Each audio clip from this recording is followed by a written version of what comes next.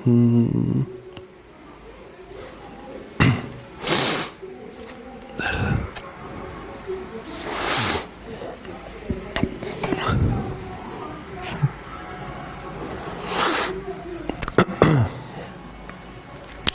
Hey guys, क्या हाल चाल आप सबके। My name is Jewish Singh, एक बार फिर से आपके सामने हाजिर हूं और आज का सेशन होने वाला है ताबड़तोड़, क्योंकि इसके अंदर हम बहुत सारे रूलर्स जो है ना एक ही जगह पे पढ़ने वाले हैं। आप देखिए कि मैक्सिमम लोग जो है वो औरंगजेब तक रुक जाते हैं, उसके आगे की चीजें नहीं करवाते हैं। आप किसी का पेड कोर्स भी देखेंगे तो वहां भी मैक्सिमम जगह पे आपको यही देखने को मिलेगा। लेकिन अब एग्जामिनर जो है अपना, जब वो पूछता है क्वेश्चन, अब वो काम की चीजें कौन सी है वो तो एटलीस्ट पढ़ा देनी चाहिए है मुझे लगता है। और वो जितने भी तमाम लेटर मुगल्स हैं ना, उनके बारे में बस जो मेजर मेजर चीजें वो हमें पता होनी चाहिए। साथ में उससे रिलेटेड और बहुत सारे लोग यहाँ पे पिक्चर में आएंगे, जैसे कि मैं बहुत सारी चीजें सिख एम्पायर की भी साथ में बता दूंगा, सिख गुरुओं की भी साथ में बता दूंगा, है ना, ताकि उसके लिए अलग से अपने को कोई सेशन ना करना पड़े। फिर जो बंगाल सल्तनत है उसके बारे में भी बहुत सारी चीजें आज ही के सेशन में डिस्कस हो जाएंगी। हैदराबाद वालों के बारे में भी डिस्कस कर देंगे। इसके अलावा इंपॉर्टेंट जो फॉरेन ट्रैवलर्स आए हैं उनके बारे में भी आज की क्लास में ही डिस्कस हो जाएगा। कहने का मतलब है कि ये क्लास तो एक है, नाम एक दिया है लेटर मुगल, लेकिन इसके अंदर ना बहुत सारी चीजें एक्चुअली में ऐड ऑन है। तो वो मेरे को कुछ ना कुछ नाम देना था, अब 10 नाम लिखूंगा तो वो नहीं पॉसिबल होता। तो जो भी बच्चा इस क्लास को मिस करने की सोच रहा है वो अपना नुकसान करेगा। सबसे पहले बता दूं कि ये जो मैं पूरी का पूरा सेशन लेने वाला था, ये केवल और केवल मैं प्राइवेट में लेने वाला था अपने स्टूडेंट्स के लिए जिन्होंने पेड कोर्स ले रखा था। लेकिन ये मैंने सोचा कि देखो, औरंगजेब तक मैंने मैक्सिमम पढ़ा दिया था तो वो मेजर मेजर चीजें कवर्ड थी उसके अंदर।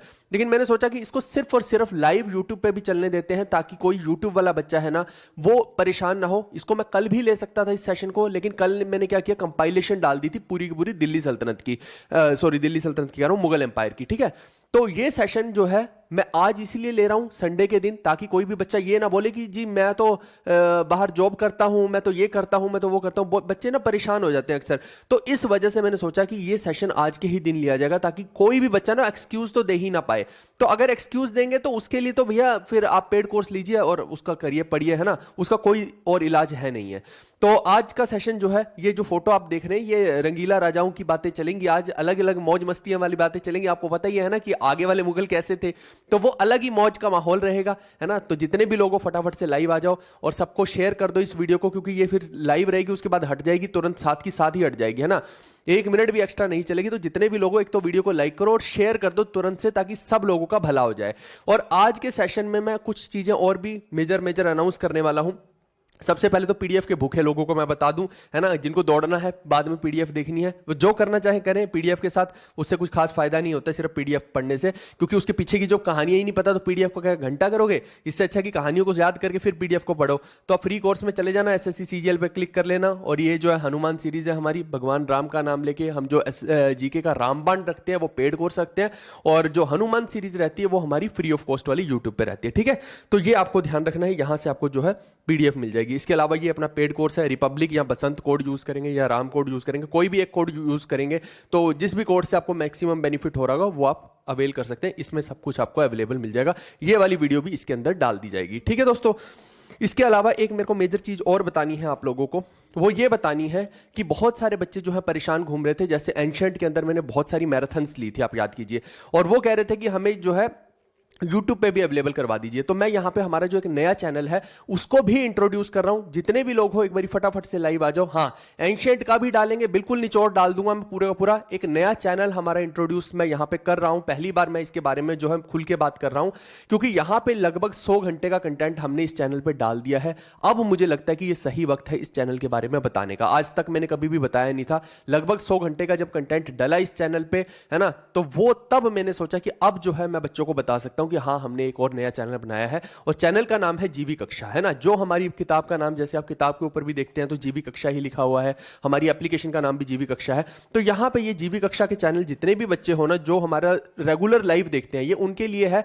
इसको फॉलो करके रख लो अभी के अभी। उसका कारण भी मैं बता देता हूं कि क्यों फॉलो करके रखना है। वीडियो के बाद जो है ना मैं टेलीग्राम में भी इस चैनल का जो है लिंक दे दूंगा आप लोगों को, तो वहां से भी आप फॉलो कर लेना।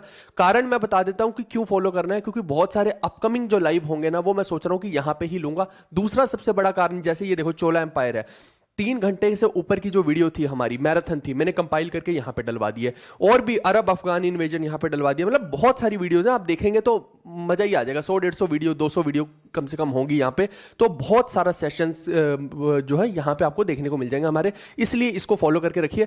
और अपकमिंग जो भी लाइव होगा, जैसे मान लो अगर कोई स्टैटिक का बैच होगा या कुछ होगा, क्योंकि इस वाले चैनल पे ना लोड बढ़ता जा रहा है, बहुत सारी वीडियोस जो है फ्लश हो रही है, यूट्यूब को ही समझ में नहीं आता कि कौन सी वीडियो को फैलाना है और कौन सी को नहीं, तो इस वजह से कुछ सेशंस मैं यहाँ पे भी लूंगा। ये 2 हमारे मेन चैनल रहेंगे, तो इसको आप फॉलो करके रख लेना, ठीक है दोस्तों।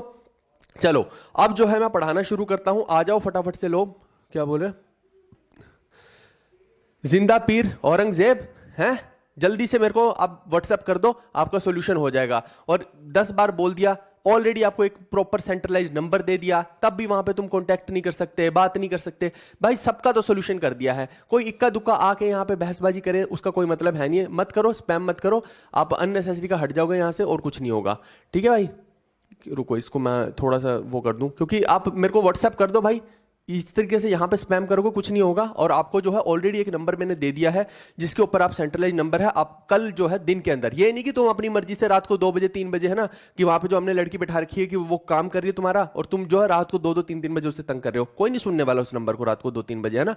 तो दिन में जो है सुबह 11 बजे से शाम को 5:30 बजे तक आप उस पर कॉल करेंगे, आपका सोल्यूशन हो जाएगा, जो भी दिक्कत है आपका हो जाएगा, ठीक है दोस्तों।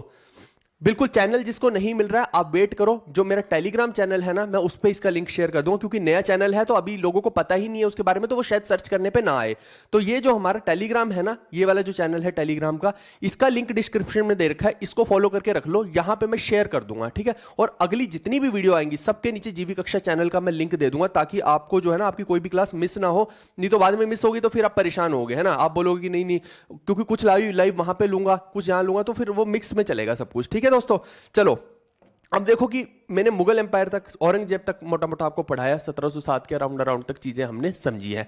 अब आप देखो कि उस टाइम पे मुगल एम्पायर का मैप देखो कि कितना बड़ा था, बहुत ज्यादा बड़ा, वाइड स्प्रेड स्केल पे जो है फैला हुआ था मैप, है ना। और यहीं पे धीरे धीरे आप अगर देखेंगे तो यहाँ पे देखो छोटे से मराठा भी पनप रहे हैं, धीरे से छोटा सा देखोगे तो मैसूर किंगडम भी पनप रही है ना। वैसे तो पहले वोडियार डायनेस्टी थी यहाँ पे, लेकिन जब आगे चल के क्या होगा कि वोडियार को हटा के हैदर अली खुद बैठ जाएगा, और हैदर अली का बेटा फिर आगे टीपू सुल्तान आएगा, फिर उसको हटा के अंग्रेज ही बैठ जाएंगे यहाँ पे।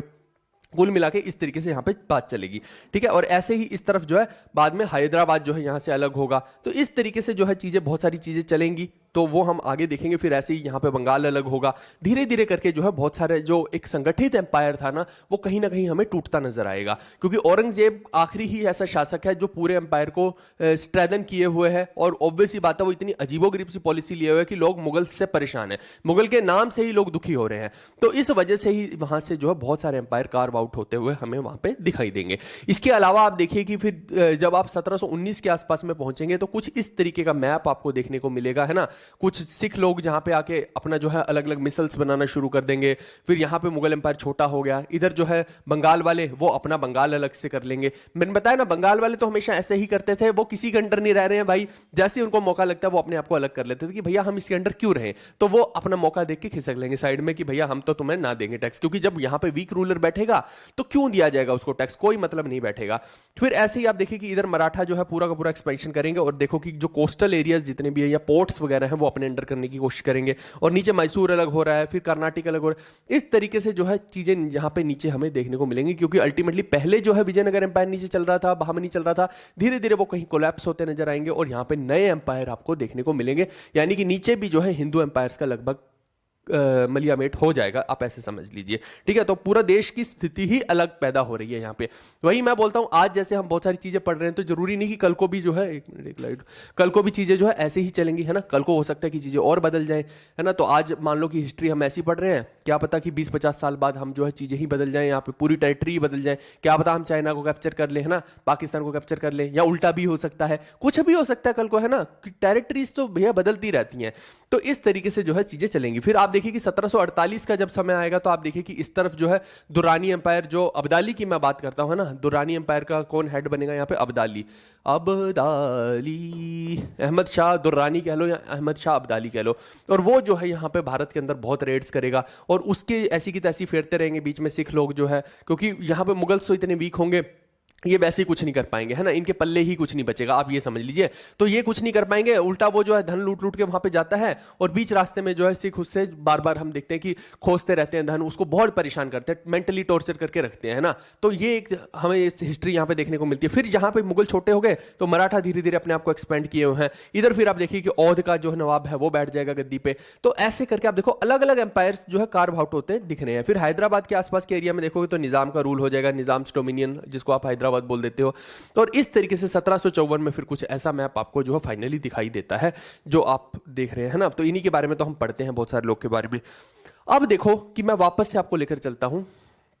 अभी जो है फालतू के स्पैम मत करो। क्या बोल रहे हैं ऋतिक, कौन है ये बाबा धाम? रुको इसको मैं पहले करूं।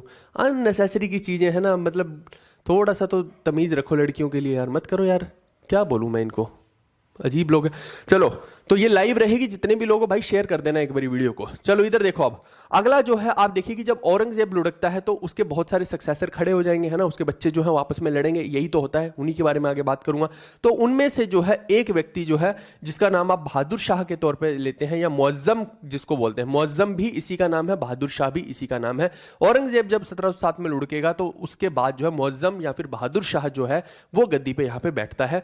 और अगर मैं बोलूंगा तो कि कौन है ये, तो 8th मुगल रूलर, आप इसको एक तरह से 8th मुगल एम्परर जो है कह सकते हैं। और अगर इसकी मम्मी का नाम कोई पूछ लेगा तो आप बोलेंगे नवाब बाई है इसकी मम्मी का नाम, है ना, औरंगजेब की ही बीबी है नवाब बाई, उसका बेटा है, और तीसरा सन है उसका औरंगजेब का, आप ऐसे समझ सकते हैं। ठीक है भाई। इसके अलावा आप देखिए कि ये आदमी जो है ना, ऐसा नहीं है कि औरंगजेब के टाइम में यूं ही था, है ना, औरंगजेब के टाइम पे इसको जो है काबुल का गवर्नर बना रखा था। और आप सोचो कि काबुल वाली साइड में जो बैठा है, सोचो कितने बड़े बड़े लड़ाके उस तरफ है, तो उसके पास कितनी ज्यादा पावर होगी उस टाइम पे, ये आप समझ सकते हो। ठीक है। तो 1696 से 1707 के बीच में जब औरंगजेब जिंदा भी था तो उसने इसको जो है गवर्नर कहां का बना रखा था, काबुल का और लाहौर का गवर्नर इसको बना रखा था। और ऑब्वियस सी बात है कि औरंगजेब के जितने बच्चे होंगे वो अपने एम्पायर को कैसे स्ट्रेंथन करने की कोशिश करेगा, पूरे एम्पायर को जो है अलग अलग भागों में अपने बच्चों के बीच में बांटेगा, और जैसे ही वो खुद लड़केगा तो उसके बाद वो बच्चे आपस में लड़ाई करेंगे। अब क्योंकि सेंट्रल पावर किसी को बनना है, मेन राजा किसी को बनना है, तो आपस में लड़ना भिड़ना पड़ेगा। ऐसे ही करके आपस में लड़ मर जाते थे, है ना, और जो जीत जाता था वो गद्दी पे बैठ जाता था। फिर वो नए बच्चे पैदा करता था, फिर वो नए बच्चों को बड़ा करता था, फिर उनके बीच में एम्पायर को बांटता था, फिर वो लड़ते थे, फिर वो मर जाते थे, फिर नए बच्चे पैदा होते थे, ऐसे करके। और जिसके बच्चे नहीं पैदा हो रहे थे फिर यहाँ पे जो है कोई और बाहर वाला कमांडर वगैरह आके उनको हटका देता था जो वीक रूलर थे, और खुद बैठ जाता था, नई डायनेस्टी की शुरुआत कर लेता था। यही इनका सिस्टम चलता रहता था, बस सीधी सीधी बात अगर मैं आसान भाषा में बोलूं। ठीक है, बिल्कुल। तो इस तरीके से आप इसके बारे में देखते हैं। अब आप देखिए कि जब औरंगजेब मरता है, 1707 की बात है ना, तो इसके जो बच्चे हैं अलग अलग औरंगजेब के, मैंने बोला ना, है ना, तो जो काबुल का एरिया है, काबुल के एरिया में किसको बिठा रहा है, मुअज्जम को। मुअज्जम को पहले ही दिया हुआ गवर्नर बना रखा है वहां पे काबुल का। और काबुल की साइड पे आप देखिए कि इस तरफ तो लड़ाके ही बहुत तगड़े तगड़े हैं, है ना, वो तो पूरा का पूरा सिस्टम ही वहां पे कब से यही चल रहा है ना, हट्टे कट्टे लोग हैं। तो यानी मुअज्जम के पास यहाँ पे कहीं ना कहीं आपको थोड़ी अच्छी पावर देखने को मिलेगी। फिर इस तरफ जब गुजरात के एरिया की तरफ देखता हूं तो यहाँ पे जो बिठा रखा है, कामबख्श को बिठा रखा है कहाँ पे, गुजरात में। और इस तरफ नीचे की तरफ अगर मैं दक्कन के बारे में बात करता हूं, दक्कन प्लेट्यू के बारे में, तो यहां आजम शाह को बिठा रखा है। अब देखो कि 3 लोग हैं और तीनों जो है आपस में लड़ भिड़ रहे हैं, ये तीनों आपस में लड़ भिड़ रहे हैं, है ना। और देखो कि सोचो, ये भी दिल्ली की तरफ भाग रहा है, ये भी औरंगजेब के मरने के बाद दिल्ली की तरफ भाग रहा है, और ये भी भाग रहा है। लगभग देखा जाए तो ये थोड़ा सा इसके चांसेस जल्दी लग रहे हैं पहुंचने के, है ना, क्योंकि आप देखो कि काबुल और लाहौर इसी के अंडर है, और ये कोई ज्यादा दूर नहीं है लाहौर दिल्ली, तो है ना। तो आप यहां से समझ सकते हैं कि रेस लग रही है इस वक्त, है ना, दे दनादन दौड़ रहे हैं कि भैया जल्दी से जाके दिल्ली के तख्त पे बैठे, है ना। और जो कोई आएगा, फिर जो पहले बैठ गया है ना, वही वाली बात है, और उसके बाद तो फिर वो मुश्किल हो जाएगा उसको फतेह करना, क्योंकि जिसके पास किला है वहां पे उसके साथ लड़ाई कितनी मुश्किल होगी, है ना। उसने तो पूरा गढ़ ही बना लिया, सोचो। तो अगेन जो बाहरी व्यक्ति गेट के बाहर खड़ा है वो कैसे लड़ेगा, बहुत मुश्किल होगा उसके लिए, है ना। तो ये जो है इसको इस चीज का बेनिफिट जरूर मिलता है, और ये जो है दिल्ली के तख्त पे आके बैठ जाता है। और साथ में इसको जो है रास्ते में, क्योंकि ये पंजाब से होता तो आ रहे हैं, तो रास्ते में आप देखिए कि गुरु गोविंद सिंह जो है इसी के कंटेम्परेरी हैं, उनसे भी ब्लेसिंग्स लेता आ रहा है, क्योंकि ये जो है थोड़ा सा सॉफ्ट रूलर हमें देखने को मिलेगा, ये ज्यादा पंगे नहीं लेगा, सब लोगों को एक तरह से अपने साथ लेके चलने की ही कोशिश करेगा, ये किसी को भी अपना बैरी या दुश्मन बनाने की कोशिश नहीं करेगा। तो ये गुरु गोविंद सिंह को जो है एक पैगंबर के तौर पे ट्रीट करते हैं, और उनसे जो है आशीर्वाद लेते हैं, और साथ में उनको बोलते हैं कि आप हमें हेल्प कीजिए। तो उसमें जो है 300 सिख जो है गुरु गोविंद सिंह एज ए, मतलब वो समझ लो कि एक हेल्प के तौर पे, है ना, अदरवाइज तो उसके पास तो लाखों की सेना पड़ी है ना, तो वो एक जस्ट ए गुड जेस्चर है ना, तो 300 सिख जो है उसके साथ भेज देते हैं कि ये जो है हमारी तरफ से एक छोटी सी सपोर्ट है। तो अल्टीमेटली तो उसके बाद पहले ही सब कुछ था, बेसिकली तो मेन सपोर्ट होती है पब्लिक की, है ना, तो पंजाब में जो है गुरु गोबिंद सिंह का इन्फ्लुएंस अच्छा खासा है, तो बेसिकली पब्लिक जो है बहादुर शाह को सपोर्ट करने लग जाएगी, ठीक है। तो और वैसे भी वो देखो कि वो तो लाहौर में बैठा है, तो ऑब्वियस ही बात है कि पंजाब के एरिया में तो अपनी होल्ड मजबूत रखनी ही पड़ेगी, उसको हर हाल में रखनी पड़ेगी। तो इस तरीके से जो है वो यहाँ पे दिल्ली में आता है और गुरु गोबिंद सिंह को इवन अपने जो है कोर्ट में भी बहुत समय तक वो रखता है, एक मतलब कि मैंने बोला ना एक प्रॉफिट की तरह वो ट्रीट करता है उनको। तो इस तरीके से हम देखते हैं इस चीज को, ठीक है भाई। तो ये सब लुढ़क जाते हैं और जो मुअज्जम है वो जीतता है और वो गद्दी पे बैठता है। अब देखिए कि एक चीज और ध्यान रखनी है अपने को, 13 जनवरी 1709 को एक बैटल होता है जिसको बोलते हैं बैटल ऑफ हैदराबाद। तो अगेन ये जो बैटल है ये दो लड़कों के बीच में है ना, औरंगजेब के दो लड़कों के बीच में होता है। मैंने बोला ना अभी कि लड़ भिड़ रहे हैं आपस में, तो वो बैटल अगर कोई पूछ लेगा तो आप बता सकते हैं 1709 का बैटल है बहादुर शाह यानी मुअज्जम और कामबख्श के बीच में। तो ये अभी तो मैं बता के आ रहा हूं कि कामबख्श कहां बैठा है, कहां गया, अरे काम ये रहा गुजरात वाला, है ना। तो इसके और उसके बीच में चल रहा है बैटल और वहां पे जो है वो फतेह हो जाता है, तो अल्टीमेटली वो गद्दी पे बैठ जाता है और साथ में कामबख्श के जो ब्लड निकल रहा होता है उससे अपने जख्मों को धोता है ये आदमी, है ना, ताकि एक खौफ क्रिएट हो सके। तो ये हमने देखा है ना।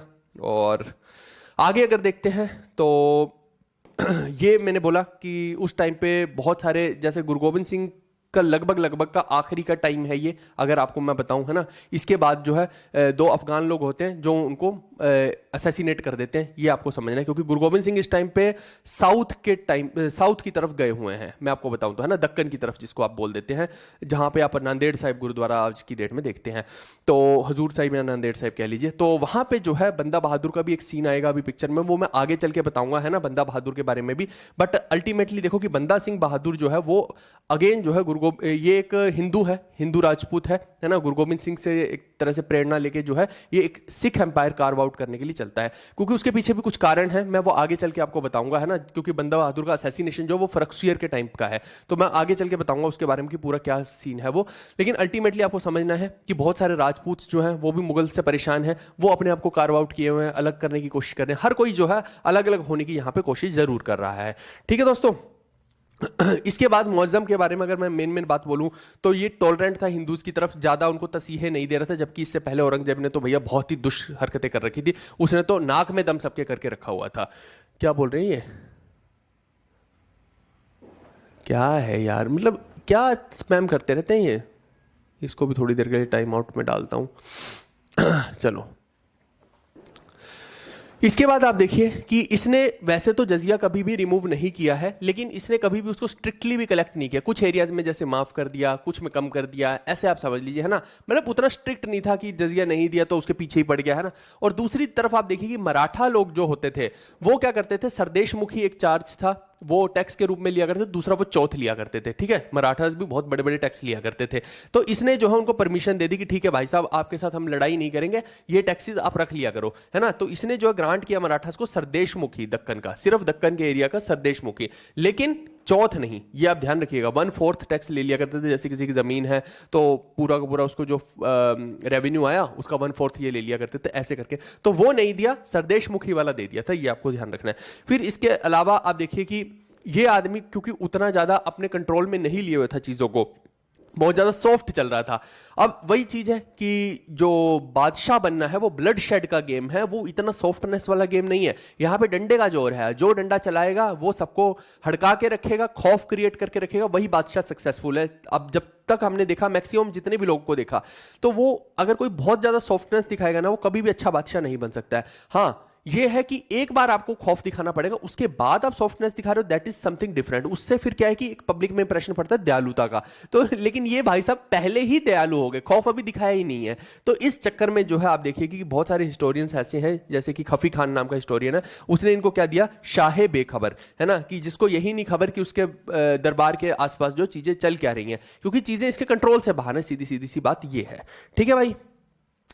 फिर अगर मैं देखता हूं इसके बारे में तो इसको अगर दफनाने की बात आती है तो 15 मई है ना 1712 के आसपास की इसकी डेथ होती है। तो इसको मोती मस्जिद में, जो कि पर्ल मॉस्क है ना, महरौली के पास, वहां पे इसको दफना दिया जाता है। और इसी के आसपास आप देखिए कि कुतुबुद्दीन काकी, बख्तियार काकी थे ना जो, है ना, तो उनकी भी दरगाह यहीं के आसपास है, तो वहीं पे इसको भी दफना दिया जाता है। इसके बाद जो इसका बेटा है जहादर शाह, है ना, तो अब ये देखो, अब आएंगे असली असली करैक्टर तो बाहर यहां से। तो जहादर शाह जो होता है वो यहां पे गद्दी पे बैठ जाता है, जो कि वो बहुत लंबा समय तक नहीं बैठ पाता है, केवल 1 साल ही जो है गद्दी पे बैठता है। ठीक है दोस्तों, अब देखो मैं मोटे तौर पे आपको बताता हूं कि जो मुअज्जम है, मुअज्जम यानी कि बहादुर शाह, ये वन है, बहादुर शाह जफर नहीं है। बहादुर शाह जफर तो आखिर में आएगा, वो लास्ट रूलर होगा। तो ये आपको समझना है कि पहला वीक रूलर है बहादुर शाह वन, और आखिरी रूलर है जो वीक रूलर बहादुर शाह जफर है। तो दोनों को आप कंफ्यूज मत कर देना, कई बार रस्सी का इस एंड का और इस एंड का आप जो है जोड़ देते हो, ऐसा नहीं है, दोनों अलग अलग कैरेक्टर है, ये आपको माइंड में रखना है। ठीक है, क्या कह रहे हैं, ये वाला रिकॉर्डेड सेशन नहीं रहेगा, ठीक है, ये वाला सेशन रिकॉर्डेड नहीं रहेगा, क्या बोल रहे हैं, ठीक है, ये सेशन जो है केवल लाइव रहेगा। तो अब मुअज्जम के जो है 2 बेटे हैं, बहादुर शाह के 2 बेटे हैं, एक है जहादर शाह, एक है अजीमुश शान। होते कई बेटे हैं, मेन मैं बता रहा हूं जो गद्दी के लिए लड़ाई करेंगे। तो ये दोनों जो है आपस में लड़ेंगे भिड़ेंगे, ये आपको समझना है। और सक्सेसफुल कौन हो जाएगा, जहादर शाह हो जाएगा यहां पे, और ये गद्दी पे बैठ जाएगा। ठीक है, फिर आगे हम चल के देखेंगे तो अजीमुश शान तो गद्दी पे नहीं बैठ पा रहा है, लेकिन उसका बेटा आगे स्ट्रगल जरूर करेगा गद्दी पे बैठने का, तो उसके बारे में हम आगे बात करेंगे। चलिए, तो जहादर शाह जब गद्दी पे बैठता है, आप देखो कि कोई बहुत बढ़िया रूलर तो ये देखने को नहीं है, और आप देखो कि 1712 से 1713 के बीच में गद्दी पे बैठ रहा है। अच्छा, कोई पूछ ही ले आपको कि अंग्रेजों के यहाँ पे जब इसी टाइम पे आप देखिए कि अंग्रेज भारत के अंदर काफी काफी हद तक जो है स्प्रेड हो रहे हैं, वो दीमक की तरह पैरेलली चल रहे हैं। आपको ये नहीं समझना कि सिर्फ मुगल ही है यहाँ पे, है ना, पैरेलली अंग्रेज जो है अपना पूरा का पूरा वर्चस्व फैलाए जा रहे हैं। और धीरे धीरे हम आगे चल के इवन देखेंगे बैटल ऑफ प्लासी वगैरह में, है ना, बंगाल का देखेंगे पूरा का पूरा खेल, की वहां पे तो खेल ही पलट जाएगा पूरा का पूरा। तो वो सब चीजें आगे चल के देखेंगे, लेकिन मुद्दे की बात यह कि अंग्रेज अपने आप को स्ट्रेंथन कर रहे हैं इस टाइम पे, ये आपको समझना है, क्योंकि ये रूलर वीक है, ये बिल्कुल ही बेवकूफों वाली हरकतें कर रहे हैं। इवन ये तो क्या करता है कि टोल्स माफ कर देता है, भाई टोल्स फ्री कर देता है अंग्रेजों के लिए, है ना। तो आप सोचो कि अगर टोल्स ही फ्री कर देगा तो कितना वियर्ड सी सिचुएशन है कि आपको टैक्स ही नहीं देना पड़ रहा उस चीज के लिए। तो ये एक किसी ने बड़ी अजीबोगरीब सी चीज की, इसको कोई वही नहीं था, फिक्र ही नहीं थी, ये भी आराम से मौज मस्ती मार रहा था, और वैसे भी 1 साल के अंदर ही रहा है ये कोई इतना सक्सेसफुल रूलर इसको मैं नहीं मान सकता हूं। ठीक है, इसके बाद देखिए कि ये तो मैंने बता ही दिया कि इन दोनों के बीच में लड़ाई हुई थी। हाँ, तो आप देखो कि अजीमुश शान वाज किल्ड ऑन 17 मार्च 1712। तो ये मैंने अभी आपको बताया कि इसी का एक भाई है अजीमुश शान, 17 मार्च 1712 को जो है उसको लुढ़का के ही ये गद्दी पे बैठता है। तो अजीमुश शान तो अब नहीं है पिक्चर में, लेकिन उसके बच्चा जो है वो जरूर स्ट्रगल करेगा, एक पावर स्ट्रगल रहेगा यहाँ पे आगे हमें देखने को मिलेगा। अब जो जहादर शाह है, ये केवल आप देखो कि अलग ही मौज मस्ती का मालिक है ना, बहुत लुत्फ उठाता है यहाँ पे। और कुछ लोगों का तो ये कहना है कि ये भाई साहब जो है लड़कियों वाली ड्रेसेस पहन के भी कोर्ट के अंदर आ जाया करता था, है ना। तो अलग मौज मस्ती वाला, और मैक्सिमम टाइम इसका इसके हरम में ही बीता करता था। इसको ज्यादा राज सत्ता से कोई लालच नहीं था, केवल मौज मस्ती से, है ना। अलग मदरा पान चल रहा है वहां पे, मुजरा चल रहा है, तो ये अलग मजे में है भाई साहब। और इधर देखो कि पूरा का पूरा भारत जो है वो अलग परेशानियों से जूझ रहा है, और ये मजे मार रहा है यहाँ। अब देखो कि वही चीज है कि एक रकासा होती है, रकासा किसको बोलते हैं उर्दू या अरबी में, आप रकासा किसको बोलते हैं, जो डांसर लड़कियां होती हैं, है ना। तो एक रकासा इसको पसंद आ जाती है जिसका नाम होता है लाल कुंवर। अब देखो कि उसको अपनी रानी बना लेता है उठा के। मैंने बोला ना कि ये अलग शौक, बादशाहों के अलग अलग शौक है भाई, कौन रोक सकता है उनको। तो जिसका जैसा शौक है, ठीक है भाई, ठीक है, मेरे को भेज देना जो भी है, एक बार देख लेंगे, ठीक है, देख लेंगे आपका। तो जैसे जिसके शौक है, और उसको बैठा देता है, अपनी कंसोर्ट बना लेता है ना, क्वीन बना लेता है उसको, ये आपको समझना है। तो यहीं से आपको पता लगता है कि क्या आइटम है ये। अब दरबार में देखो अलग ही लेवल की चीजें चल रही हैं, तो क्या कर सकते हैं उस चीज का। इसके बाद देखो एक चीज ये और करता है, यहाँ पे इंट्रोड्यूस करता है इजारा। इजारा क्या होता है, रेवेन्यू फार्मिंग, ये आप ध्यान रखना। अगर कोई पूछ ले इजारा किसने किया है स्टार्ट, तो इसी ने किया है। फिर became emperor with the help of Zulfikar Khan. अगर ये पूछ लिया जाए कि ये एम्परर किसकी हेल्प से बनता है, तो जुल्फिकार खान की हेल्प से बनता है। इनके बारे में बहुत ज्यादा डिटेल में जानने की अपने को जरूरत ही नहीं है, उतना पढ़ेंगे तो कोई सेंस नहीं बैठता, और वो पेपर में आएगा भी नहीं। जो कि लेटर बाद में जो है इसका पीएम बन जाता है, आपको ये समझना है, यानी कि इसका एक मेन नोबल बन जाता है, सिंपल सी बात है। इसके बाद देखिए इसने ट्राई किया फ्रेंडली रिलेशंस का। मैंने अभी बताया ना कि इससे पहले जितने भी बादशाह औरंगजेब तक के थे, तो वो थोड़ा सा कंट्रोल रखे हुए थे, परेशानियां क्रिएट कर रहे थे। लेकिन इसने भी सोचा कि नहीं मैं ज्यादा पंगे नहीं लेता, अगर पंगे लूंगा तो फिर वो लोग चढ़ के आएंगे मेरे ऊपर। तो इसने जो है मराठास और राजपूत के साथ जो है बहुत कोर्डियल रिलेशन रखने की कोशिश की। और साथ में देखो कि जिजिया को जो जजिया कर लेते थे ना, उसको भी एबॉलिश कर दिया ये भाई ने। साथ में सरदेश मुखी और जो चौथ है, ये दोनों ही जो राइट्स हैं शाहू को दे दिए। शाहू मतलब कि मराठास का जो हेड है, सरदार हैं, उनको जो है ये राइट्स दे दिए कि आप ही कलेक्ट कर लिया करो। और साथ में आप देखिए कि जो मिर्जा राज सवाई है, ये देखो मिर्जा राज सवाई जो है ये एक टाइटल है जयसिंह ऑफ अंबर को दिया गया है इसके द्वारा, ठीक है। तो कोई पूछ ले कि जयसिंह ऑफ अंबर जो है, अंबर के जो जयसिंह है ना राजस्थान वाले एरिया में, तो उनको जो है मिर्जा राजा सवाई का टाइटल कौन दे रहा है? तो जहादर शाह दे रहा है। इसके अलावा आप देखिए कि जो अजीत सिंह है, अजीत सिंह, इनके बारे में भी आगे मैं बात करूंगा। ये भी बहुत सारी चीजें यहां पे करेंगे, रोल प्ले करेंगे तख्ता पलटने में, इनके बारे में आगे भी मैं बताऊंगा। लेकिन इनको महाराजा का टाइटल भी यही आदमी दे रहा है, तो ये आप ध्यान रखिएगा, ठीक है। ये 2-3 चीजें इनके बारे में। इसके बाद देखिए कि जो फर्रुखशियर है, इसी का नेफ्यू है, एक तरह से भतीजा है, या फिर मैं कहूं कि अजीमुश शान का ही बेटा है। आप देखो यहाँ पे ये लिखा हुआ सेकंड सन ऑफ अजीमुश शान जो है फर्रुखशियर। तो ये फर्रुखशियर जो है ना, अब देखो मैंने बोला कि अजीमुश शान तो नहीं बैठ पाया गद्दी पे क्योंकि उसको लुढ़का दिया था जहादर शाह ने, लेकिन अब जो उसका बेटा है ना, तो बेसिकली क्या हुआ, अजीमुश शान और का बेटा फर्रुखशियर और जहादर शाह चाचा भतीजा हो गए, एक तरह से ऐसे समझना है। तो ये एक तरह से बदला भी ले रहा है और साथ में गद्दी पे भी बैठ रहा है। तो अल्टीमेटली जो है उसको लुढ़का देते हैं जहादर शाह को, और साथ में जो है ये गद्दी पे बैठ जाता है। लेकिन उसके लिए हेल्प किसकी लेता है? सैयद ब्रदर्स की लेता है। ये सैयद ब्रदर्स बहुत इंपॉर्टेंट रोल प्ले करेंगे। इनको किंग मेकर्स भी बोला जाता है, ठीक है। मैं लिख देता हूं इनको, क्योंकि कई राजाओं को इन्होंने बनाया और बिगाड़ा, किंग मेकर्स थे ये। लेकिन बाद में देखिए कि मोहम्मद शाह के टाइम में इनकी भी सिट्टी बिट्टी गुम कर दी जाएगी। तो कोई पूछ ले तो ये आप बता सकते हैं, ठीक है जी। अच्छा, एंटरटेनमेंट की कमी है भाई, रुक जाओ, तुम्हें एंटरटेनमेंट चाहिए या काम की चीजें देख लो, ये बहुत जरूरी है। सिर्फ एंटरटेनमेंट ढूंढते रहोगे तो फिर काम की चीजें छूट जाएंगी और पेपर में तुम फिर एंटरटेनमेंट तो आएगा नहीं, है ना। तो आप समझ रहे हो उस चीज के। तो हर रोज एंटरटेनमेंट की बजाय हमें थोड़ा थोड़ा बीच बीच में काम भी करना है, ऐसा थोड़ी कि सिर्फ एंटरटेनमेंट करते रहना है। चलो अब देखो कि बेसिकली ये जो है पपेट है सैयद ब्रदर्स का। एंटरटेनमेंट इसलिए फील नहीं हो रहा कि ये कैरेक्टर्स से आप इंट्रोड्यूस्ड नहीं है, सीधी बात तो ये है। अगर इन लोगों से इतना ज्यादा इंट्रोड्यूस्ड हो जाएंगे तो फिर बात ही क्या। अभी कहानियां सुनाऊंगा ना, अभी तो कहानी शुरू हुई है, अभी उसमें एंटरटेनमेंट आएगा आपको असली। चलो, तो पपेट ऑफ सैयद ब्रदर अगर कोई पूछ ले तो फर्रुखशियर है। बेसिकली सैयद ब्रदर इसके थ्रू जो है पूरे तख्त को चलाने की कोशिश कर रहे हैं। और सैयद ब्रदर्स में 2 भाई हैं, अब्दुल्ला खान और हुसैन अली। ये 2 भाई हैं, अली ब्रदर मत बोल दे रहे हैं इनको, तो इनको किंग मेकर्स भी बोला जाता है। ये सैयद ब्रदर्स है, ठीक है दोस्तों। तो ये जो है कई राजाओं को बदलेंगे, जब इनको कोई राजा पसंद नहीं आएगा तो उसको हटकाएंगे, दूसरे को ले आएंगे, ऐसा करके इनका चलता रहेगा। और बाद में इनको भी मारा जाएगा, वो मैं अभी बताऊंगा आपको। इसके बाद देखिए कि इस फर्रुखशियर ने क्या किया, रिलीजियस टॉलरेंस की ही पॉलिसी अपनाई और इसने जो है जिजिया और पिलग्रिमेज टैक्स को नहीं लगाया अपनी कोर्ट के अंदर। एक तो ये इंपॉर्टेंट है। दूसरा है इसी के टाइम का बंदा सिंह बहादुर वाला। अब आ गया है एंटरटेनमेंट जो तुम्हें चाहिए है। तो बंदा बहादुर जो है, इनको असैसिनेट करवाने का काम भी यही कर रहा है। इनके बारे में अब मैं यहां से जो है चीजों को थोड़ा सा अलग डायरेक्शन में लेके जा रहा हूं। वापस से मैं फर्रुखशियर पे आऊंगा। अब तुम्हें जो मजे चाहिए वो मजे देता हूं पहले, ठीक है। रंगीला राजा आगे आएगा, रंगीला राजा अभी नहीं आया, रंगीला राजा आएगा अभी आगे, ठीक है। तो अब मैं थोड़ा सा डाइवर्ट कर रहा हूं टॉपिक को वापस से, है ना, थोड़ा सा बंदा सिंह बहादुर वाली साइड पे लेके जा रहा हूं, ताकि ये वाली चीजें भी मैं अलग से किसी वीडियो में क्लियर करूंगा, उसका कोई सेंस नहीं बैठता, यहीं पे क्लियर कर देता हूं, ठीक है। तो अलग से पूरी वीडियो बनाने की जरूरत नहीं। जिसको देखनी भी होगी ये पूरी वीडियो, तो वो मैंने फिर 5-6 घंटे की पंजाब की हिस्ट्री की एक वीडियो बना रखी है, वहां पे आप देख सकते हो, ठीक है। तो आप देखिए कि ये एक व्यक्ति है जिसका नाम क्या है, माधो दास, माधो दास, ठीक है। अब मैंने क्या बोला आपको कि गुरु गोविंद सिंह जो है, आप सोचेंगे कि वो तो पंजाब में थे, और ये जो माधो दास है ये कहां पे, ये दक्कन के एरिया में है ना, महाराष्ट्र वाली साइड में, नंदेड़ वाली साइड पे है। तो अब आप सोचें कि इनका कैसे मिलना हो रहा है। देखो एक्चुअली में क्या हो रहा है कि जब गुरु गोविंद सिंह जो है वो पंजाब के अंदर है, पंजाब के अंदर है, कहां पे है, अनंतपुर में इनका जो है किला है। तो वहां पे जो है वजीर खान बेसिकली हमला कर रहा है, और वहां पे मुगल्स का वजीर खान एक गवर्नर है पंजाब का, एक तरह से मुगल्स के ही तौर पे, है ना। तो वो जो है हमला जब करता है, तो ये लगभग आप देखो कि औरंगजेब के एंडिंग के ड्यूरेशन की टाइम की बातें चल रही हैं।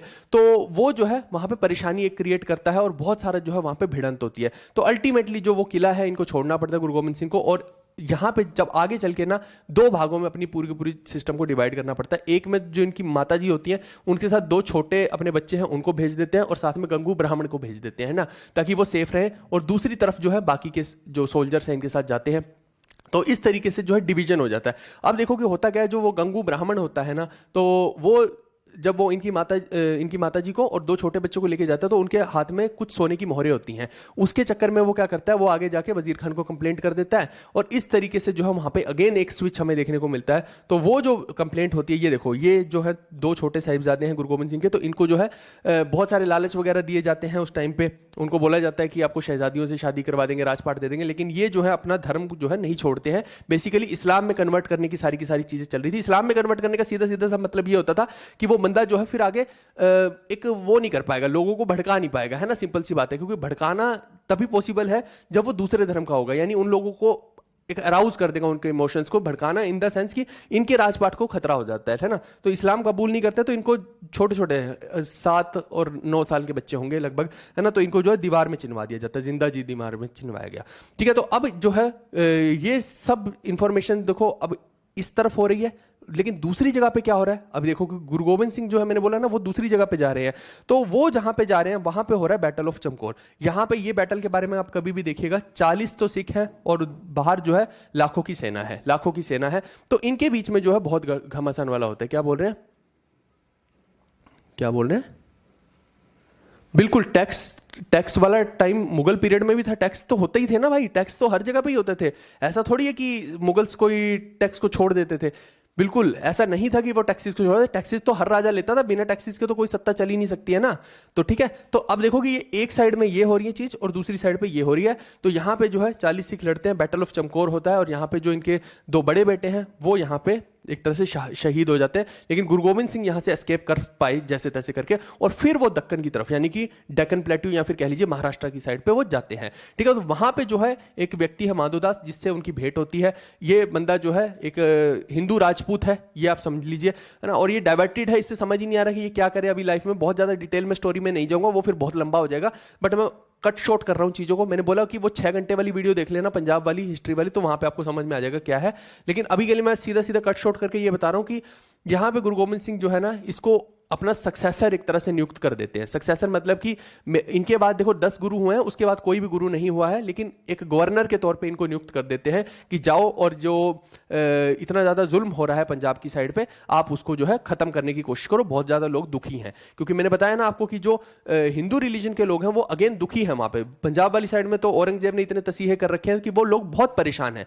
ठीक है, तो अगेन जो है माधोदास को ये रिस्पॉन्सिबिलिटी दी जाती है और बोला जाता है कि जाओ, और जो वजीर खान जो इतने ज्यादा तसीहे दे रहा है लोगों को, वहां पे सरहंद के अंदर वो राजा था, है ना, तो सरहंद की ईंट से ईंट बजा दी जाए। तो इस तरीके से जो है ये अपना जो है पूरा का पूरा जाते हैं, और बहुत हट्टे कट्टे हैं, शरीर से तगड़े हैं, ये पावरफुल व्यक्ति हैं। और साथ में जो है रास्ते में देखो कि जो जो लोग इनसे पीड़ित हैं मुगल एम्पायर से, उन सबको अपने साथ कलेक्ट करते हैं और जो है यहाँ पे पूरा का पूरा तख्ता पलट करके रख देते हैं पंजाब के अंदर, यानी कि सरहंद के अंदर जो है वजीर खान की जो ऐसी की तैसी फेर देते हैं। और इसी ड्यूरेशन में गुरु गोबिंद सिंह की जो है असैसिनेशन भी होती है। 2 जो अफगान लोग हैं वो इनको असैसिनेट कर देते हैं। ठीक है, तो यही वो ड्यूरेशन चल रही है।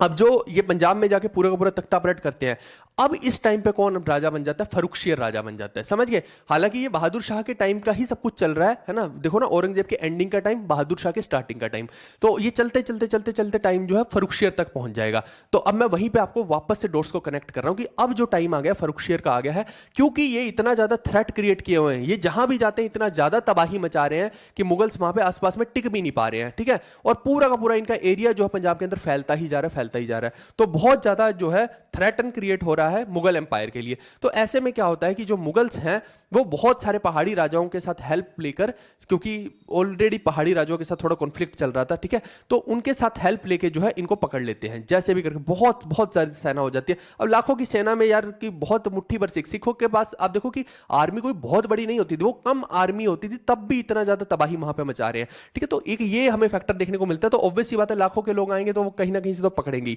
तो इनको जो पकड़ के जो है दिल्ली के अंदर घुमाया जाता है, और साथ में जितने भी सिख एम्पायर के सोल्जर्स होते हैं, ये आप देख सकते हैं, ये रियल में ऐसा ही हुआ है। हाथों में बेड़ियां डाल के, है ना, और पूरा का पूरा पीछे की तरफ, आगे इनको हाथी पे बिठा रखा है और लोहे के पिंजरे में डाल रखा है, और पीछे से सब जितने भी सिख सोल्जर हैं उनको इस तरीके से, है ना, नग्न अवस्था में हाथों में हथकड़ियां, पैरों में हथकड़ियां डाल के जो है पूरा का पूरा जुलूस निकाला जा रहा है एक तरह से। और यहां पे जो है एक बहुत ही अजीबोगरीब सी सब सिचुएशंस क्रिएट हो रखी है, एक खौफ क्रिएट करने की कोशिश की जा रही है। अब देखो कि आपने अभी अभी जैसे छावा मूवी का देखा होगा, छावा मूवी में, है ना, तो वहां पे हमने संभाजी महाराज के बारे में सुना है। तो संभाजी महाराज के साथ किस तरीके से मुगलों ने किया वो हमने देखा है ना, कितना ज्यादा टॉर्चर किया है। बिल्कुल सेम ही सिनेरियो आपको यहां पे देखने को मिलेगा, किसका, बंदा बैरागी या फिर बंदा सिंह बहादुर का। ठीक है, तो ये फर्रुखशेर के टाइम पे ही हो रहा है।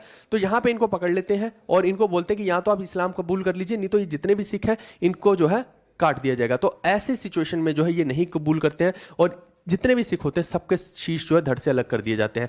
दूसरा एक काम क्या किया जाता है, फिर भी इस्लाम कबूल नहीं कर रहे हैं तो फिर क्या होता है, इनका ही छोटा सा 4-5 साल का बच्चा है, इसका दिल निकाल के जो है इनके मुंह में डाल दिया जाता है। इस तरीके से यहाँ पे तसीहे चल रहे हैं, बहुत बहुत अजीब गरीब से। मैं बोल रहा हूँ ना, Mughal empire was very very, मतलब क्या बोलूं, क्रूर टाइप, है ना, इतना ज्यादा क्रूर थे, क्रूअल थे बहुत ज्यादा। वो आप यहीं से देख सकते हैं। लेकिन अभी भी उनका मन नहीं भर रहा है, वो इस्लाम को कबूल नहीं कर रहे हैं तब भी, है ना। तो अल्टीमेटली यहाँ पे क्या हो रहा है कि आप देखो कि बोटी बोटी यहाँ पे काटी जा रही है, आप देख रहे हैं इस तरीके से, है ना। तो बोटी बोटी जो है काटी जा रही है ताकि और ज्यादा जो है कष्ट हो। पूरा का पूरा बोटी बोटी काटी जा रही है, नसों को बाहर निकाला जा रहा है, नाखूनों को जो है यहां से चीरा जा रहा है। बिल्कुल सेम आप जैसे संभाजी वाला हाल है ना, सेम आप यहां पे रिलेट कर लेंगे तो आपको पता लग जाएगा। यानी नेक्स्ट लेवल का टॉर्चर यहां पे चल रहा है। तो अल्टीमेटली जो है इनको शहीद कर दिया जाता है यहां पे। ठीक है, तो ये जो सारा का सारा काम हो रहा है ये किसके टाइम पे हो रहा है, ये फर्रुखशियर के टाइम पे हो रहा है, ये आपको ध्यान रखना है। और फर्रुखशियर का जो टाइम पीरियड चल रहा है वो 1713 से 1719 के बीच में चल रहा है। कहानी समझ में आ रही है आपको? अब वापस से मैं आपको फर्रुखशियर पे ले आया हूं। वो कहानी मैंने बोला ना, बहुत सारे स्ट्रीम्स पैरेलल चलेंगे, जो जो बीच में चीज आती जाएगी मैं पढ़ाता जाऊंगा और साथ में हम मेन कहानी पे तो आगे बढ़ते ही जाएंगे। ठीक है, मार्को के सीन याद आ गए, बहुत बढ़िया है। बिल्कुल बिल्कुल ऐसे। अभी तो ये क्या है, ये सब चीजें मैं बहुत फास्ट फॉरवर्ड में बता रहा हूं। अगर इनका एग्जैक्ट डिपिक्शन करने लग जाएं तो आपको ना वो सुना नहीं जाएगा वो चीजें, है ना, वो दर्द भरी चीजें। जैसे आप मूवी में देखेंगे, तो छावा मूवी में देखेंगे ना, तो वहां पे आपको वो थोड़ा सा डिपिक्शंस देखने को मिलेंगे। तो जब आप उनको रियल में ऐसे फील करके देखते हो तो तब आपको वो लगता है ये तो बहुत फास्ट फॉरवर्ड में हम चला रहे हैं कि आपका टाइम वेस्ट ना हो। ठीक है, चलिए अब ये हो गया। इसके बाद की बात करते हैं तो फर्रुखशियर ने जो है एक फरमान जो है रिलीज किया था 1717 के आसपास में, जिसमें उसने क्या कर दिया, ब्रिटिश ईस्ट इंडिया कंपनी को जो है ना राइट्स दे दिए थे कि वो इसके एम्पायर में रह सकते हैं और फ्री ट्रेड कर सकते हैं भाई। तो ये जो है बहुत अजीबोगरीब सा फरमान दिया था, लेकिन उसका कारण भी मैं बताता हूं कि क्यों दिया था। एक्चुअली में फर्रुखशियर बहुत ज्यादा बीमार रह रहा था और फर्रुखशियर की जो है हेल्प किसने की थी, विलियम हैमिल्टन ने की थी। वो एक तरह से उसके पास इलाज था उस बीमारी का, तो उसने उसको रिकवर करने में हेल्प की थी, जिससे कि फर्रुखशियर हो गया खुश। तो उसने ये जो चीज है ना अलाउ कर दी ब्रिटिशर्स को कि तुम ऐसा क्या करो, साल भर के मेरे को 3000 रुपए दे दिया करो और तुम जो यहां पे फ्री ट्रेड करना चाहते हो करो। सोचो कि अगर भारत के अंदर आज टैक्स लिया ही ना जाए, जीएसटी वगैरह कुछ टैक्स ट्रेड पे लिया ही ना जाए, इनकम टैक्स बंद कर दिया जाए, जीएसटी बंद कर दिया जाए किसी एक सेक्शन के लिए, है ना, मान लो कि अंबानी साहब या अडानी साहब के लिए ये बंद कर दिया जाए कि टैक्स आपको लेना ही नहीं है। आप जियो का रिचार्ज करा रहे हो, उसके ऊपर मान लो कि टैक्स ही नहीं लग रहा है, किसी भी चीज पे, अंबानी की कोई भी चीज आप ले रहे हो उसके ऊपर टैक्स नहीं लग रहा मान लो, तो सोचो कि कितना ज्यादा मोनोपोली हो जाएगी उसकी, उस आदमी की, वो कितना ज्यादा रेज कर जाएगा पावर में, और उसके एवज में आप ले कितने रहे हो, केवल 3000 रुपए उससे ले रहे हो। कितनी वियर्ड सी सिचुएशन है, बट क्या कर सकते हैं ना। और इसका जो है बहुत ज्यादा फायदा लोगों ने उठाया था, है ना, जितने भी ब्रिटिशर्स थे वो इसका कैसे फायदा उठा रहे थे, वो खुद अपने अपने जेब भरते थे, है ना। वहां पे भी तो घपलेबाजी बहुत चलती थी, करप्शन था ब्रिटिशर्स के अंदर भी। ऐसा नहीं था कि ब्रिटिशर जो भी यहाँ पे ब्रिटिशर्स में बैठता था वो सब करप्शन ही करते थे, तो वो खुद का भी यहाँ पे राजतंत्र चला रहे थे बेसिकली कंपनी के नाम पे जो है, क्योंकि कंपनी को अलाउ किया था, उनको पर्सनल नहीं किया था, लेकिन वो पर्सनल के भी बहुत सारे ट्रेड चलाते थे और वहां से पैसे कमाते थे और टैक्स भरते नहीं थे। तो ये जो है बहुत बड़ा एक लूप होल जो है हमें यहाँ पे देखने को मिलता है। तो विलियम हैमिल्टन का नाम याद रखिएगा, ये एक सर्जन है जो कि एसोसिएटेड है ईस्ट इंडिया कंपनी से, और इसने फर्रुखशियर को रिकवर करने में हेल्प की थी। चलो इसके बाद देखो, the company was given the right to issue dastak. दस्तक का इशू भी, मतलब बेसिकली दस्तक क्या होता है, पास देना, है ना, फ्री ट्रेड का पास देना एक तरह से। तो वो भी जो है इसने दे दिया। अब वो दे दिया तो अगेन वही बात है कि वो उसको खूब मिसयूज किया गया अपने पर्सनल एजेंडाज के लिए, पर्सनल गेन्स के लिए इन लोगों ने, है ना। तो कंपनी का माल होता, अपना माल होता था, उसको कंपनी का बोल के बेच दिया करते थे। तो इस तरीके से इनको टैक्स ही नहीं लगता था, तो वो कितना ज्यादा पैसा कमा रहे थे वहां से। फिर इसके बाद आप देखिए कि जो फर्रुखशियर था ये पसंद नहीं आ रहा था कुछ लोगों को, है ना, तो इसको भी असैसिनेट करवाया गया है यहाँ पे, है ना। और ये सब देखो, इसमें अगर मैं मुस्लिम्स की बात करूं तो सैयद ब्रदर्स का सबसे बड़ा रोल था, है ना। तो अगर ये आदमी जो है अपनी जैसे ज्यादा चलाने लगेगा, सॉरी इसकी बात नहीं कर रहा, ये तो महाराजा अजीत सिंह है, फर्रुखशियर की बात कर रहा हूं। तो फर्रुखशियर अगर अपनी ज्यादा चलाने लगेगा, सैयद ब्रदर्स को ओवरपास करने की कोशिश करेगा, तो वो कहीं ना कहीं से उसको हटकाएंगे ही। तो सिंपल सी बात है, वो महाराजा अजीत सिंह की एक तरह से हेल्प ले रहे हैं, और जो कि कहां के महाराजा है, मारवाड़ के। ठीक है, आप देखो कि वो कैसा टाइम था कि मेवाड़ के अंदर क्या चल रहा था, आप देखो, है ना। महाराणा प्रताप सिंह जो है और अकबर कितना घमासान मचा रहे थे वहां पे, और अंत में जाके जो है अमर सिंह ने तो एक्सेप्ट ही कर ली थी स्विट्जरलैंड। तो लेकिन यहां पे देखो आप क्या चल रहा है। अब देखो कि आपको जो मारवाड़ वाले लोग हैं, ये मेवाड़ नहीं है, मारवाड़ है ना, तो मारवाड़ के लोग यहाँ पे एकदम स्ट्रांग होते नजर आ रहे हैं, और ये एक तरह से ट्रीट कर रहे हैं मुगल्स को पपेट की तरह। तो अलग अलग वही है ना, वक्त की बात है, ये वक्त वक्त की बात है। फिर इसके बाद देखिए कि later after 3 days of assassination of रफशेर, Ajit Singh replaced Rafi Uddarajat to the throne. तो रफी उद्दरजात को जो है थ्रोन पे बिठा दिया जाता है, किसकी हेल्प से? अजीत सिंह की हेल्प से। तो ये आपको ध्यान रखना है, ये वही है जिनको महाराजा का टाइटल पहले दिया था किसने? जहादर शाह के टाइम पे, ठीक है। अब मैं बात करता हूं, आप जिसका इंतजार कर रहे थे बहुत सारे लोग, मोहम्मद शाह रंगीला का। यही है वो रंगीला बादशाह, इसके बारे में अब बात करेंगे, है ना। यही है वो एंटरटेनमेंट का भंडार। 1719 से 1748 के बीच में ये रहा है। अभी कौन पिक करेगा भाई? अभी नहीं पिक करेंगे भाई यूपीएससी भाई, अभी कोई नहीं पिक करेगा। आप कल करना, कल पिक करेंगे ना, आज के दिन कोई पिक नहीं करेगा आपका कॉल, मत करो ये अभी, ठीक है। बिल्कुल बिल्कुल बिल्कुल। चलो अब देखो कि with the help of Syed brothers he ascended the throne at the young age of 17। 17 साल की उम्र में ये भाई साहब जो है गद्दी पे बैठ जाते हैं, और किसकी हेल्प से? सैयद ब्रदर्स की हेल्प से। मैं अभी आपको बता रहा हूं कि सारा खेल जो है सैयद ब्रदर्स का बहुत ज्यादा यहाँ पे चल रहा है। और बाद में जब इसको लगता है कि नहीं नहीं, जैसे वो था ना अकबर के टाइम में कि अकबर यंग एज में बन गया था, लेकिन बाद में बैरम खान को हटाता है, महामंगा को हटा रहा है, और खुद जो है अपना ही रूल चला रहा है। सेम इसका भी हाल चल रहा है, बट ये अकबर नहीं है, ठीक है, यंग रंगीला है थोड़ा सा। वो भी कम नहीं था वैसे, लेकिन ये उससे भी ज्यादा 2 कदम आगे है। इसके बाद आप देखिए कि ये क्या करता है, आसफ जहां वन जो है, आसफ जहां वन कहाँ का? हैदराबाद का है, ठीक है। उसकी हेल्प से जो है, उसकी हेल्प से, यहाँ डैश लगा लो, सैयद हुसैन अली खान, यानी कि जो आपके सैयद ब्रदर्स है बेसिकली, है ना। सैयद हुसैन अली खान था एक, और 2 मैंने बताया ना, तो दोनों को जो है एक तरह से यहाँ पे हड़कवा रहा है, मर्डर कर रहा है। कहाँ पे? फतेहपुर सिकरी में 1720 में। तो अगर कोई पूछ ले कि सैयद ब्रदर्स का मर्डर किसने करवाया है, तो मोहम्मद शाह रंगीला ने करवाया है। बहुत रंगीला था, लेकिन ये काम भी कर रहा था, इसको मजे भी मारने थे। ये बोलता कम समय के लिए नहीं, मैं लंबे समय के लिए मजे मारूंगा। ये अलग चिंगम का टेस्ट लेके पैदा हुआ है, ठीक है। तो 1720 में ये इनको हटा ही देता अपने रास्ते से, ताकि फुल मजे लिए जाए, ठीक है। क्या हो गया इनको? क्या बोल रहे हैं? किस लिए परेशान हो भाई? यूपीएससी भाई 10 बार बोल दिया, मेरा एक नंबर नोट कर लो, 7009754930। इस पे मैसेज कर देना। अब करोगे बार बार सेम चीज तो मैं यहां पे आपको वो कर दूंगा ब्लॉक, ठीक है। इस पे जो भी आपकी दिक्कत है इस पे डाल दो आप। ये हटेंगे थोड़ी, रुक जाओ इनको, मैंने आपको बता दिया है, इसके ऊपर आप डाल दो आपकी जो भी दिक्कत है, जिस भी बच्चे की जो भी दिक्कत है। गुरकिरण आपकी भी जो दिक्कत है मेरे को डाल दो। क्या बोल रहे हैं? हाँ तो एक बार ये मेरे को डाल दीजिए ना, ठीक है। अच्छा 28 जैन वाला है, एक दोबारा भी लिस्ट डाल दिए भाई, उसको भी चेक कर लिया करो। स्टिल इशू है, मेरे को व्हाट्सएप मारो, मैं देख लूंगा, रात को बैठ के देखूंगा। बिल्कुल बिल्कुल नेक्स्ट लेवल का यहाँ पे चल रहा है। अभी इसके बारे में दिखाता हूँ, आपको मजा आएगा। ये देखो, ये आप देख रहे हैं, ये अलग लेवल का चलता था। ये इसका तो, ये तो मैंने बहुत छोटी फोटोज लगा दी, अभी इसके बारे में और भी लगानी चाहिए थी, ये तो छोटी लगाई है ना। तो ये भाई अलग लेवल, यहाँ पे कुछ लौंडे होंगे अंदर से भरे होंगे, है ना। बिल्कुल बिल्कुल एंड में ही करेंगे। ये अननेसेसरी की बातें यहाँ पे लोग करते हैं, अभी उनको हटाया ही है यहाँ पे, क्योंकि आपके मेन कमेंट हमें यहाँ पे देखने को नहीं मिलते हैं।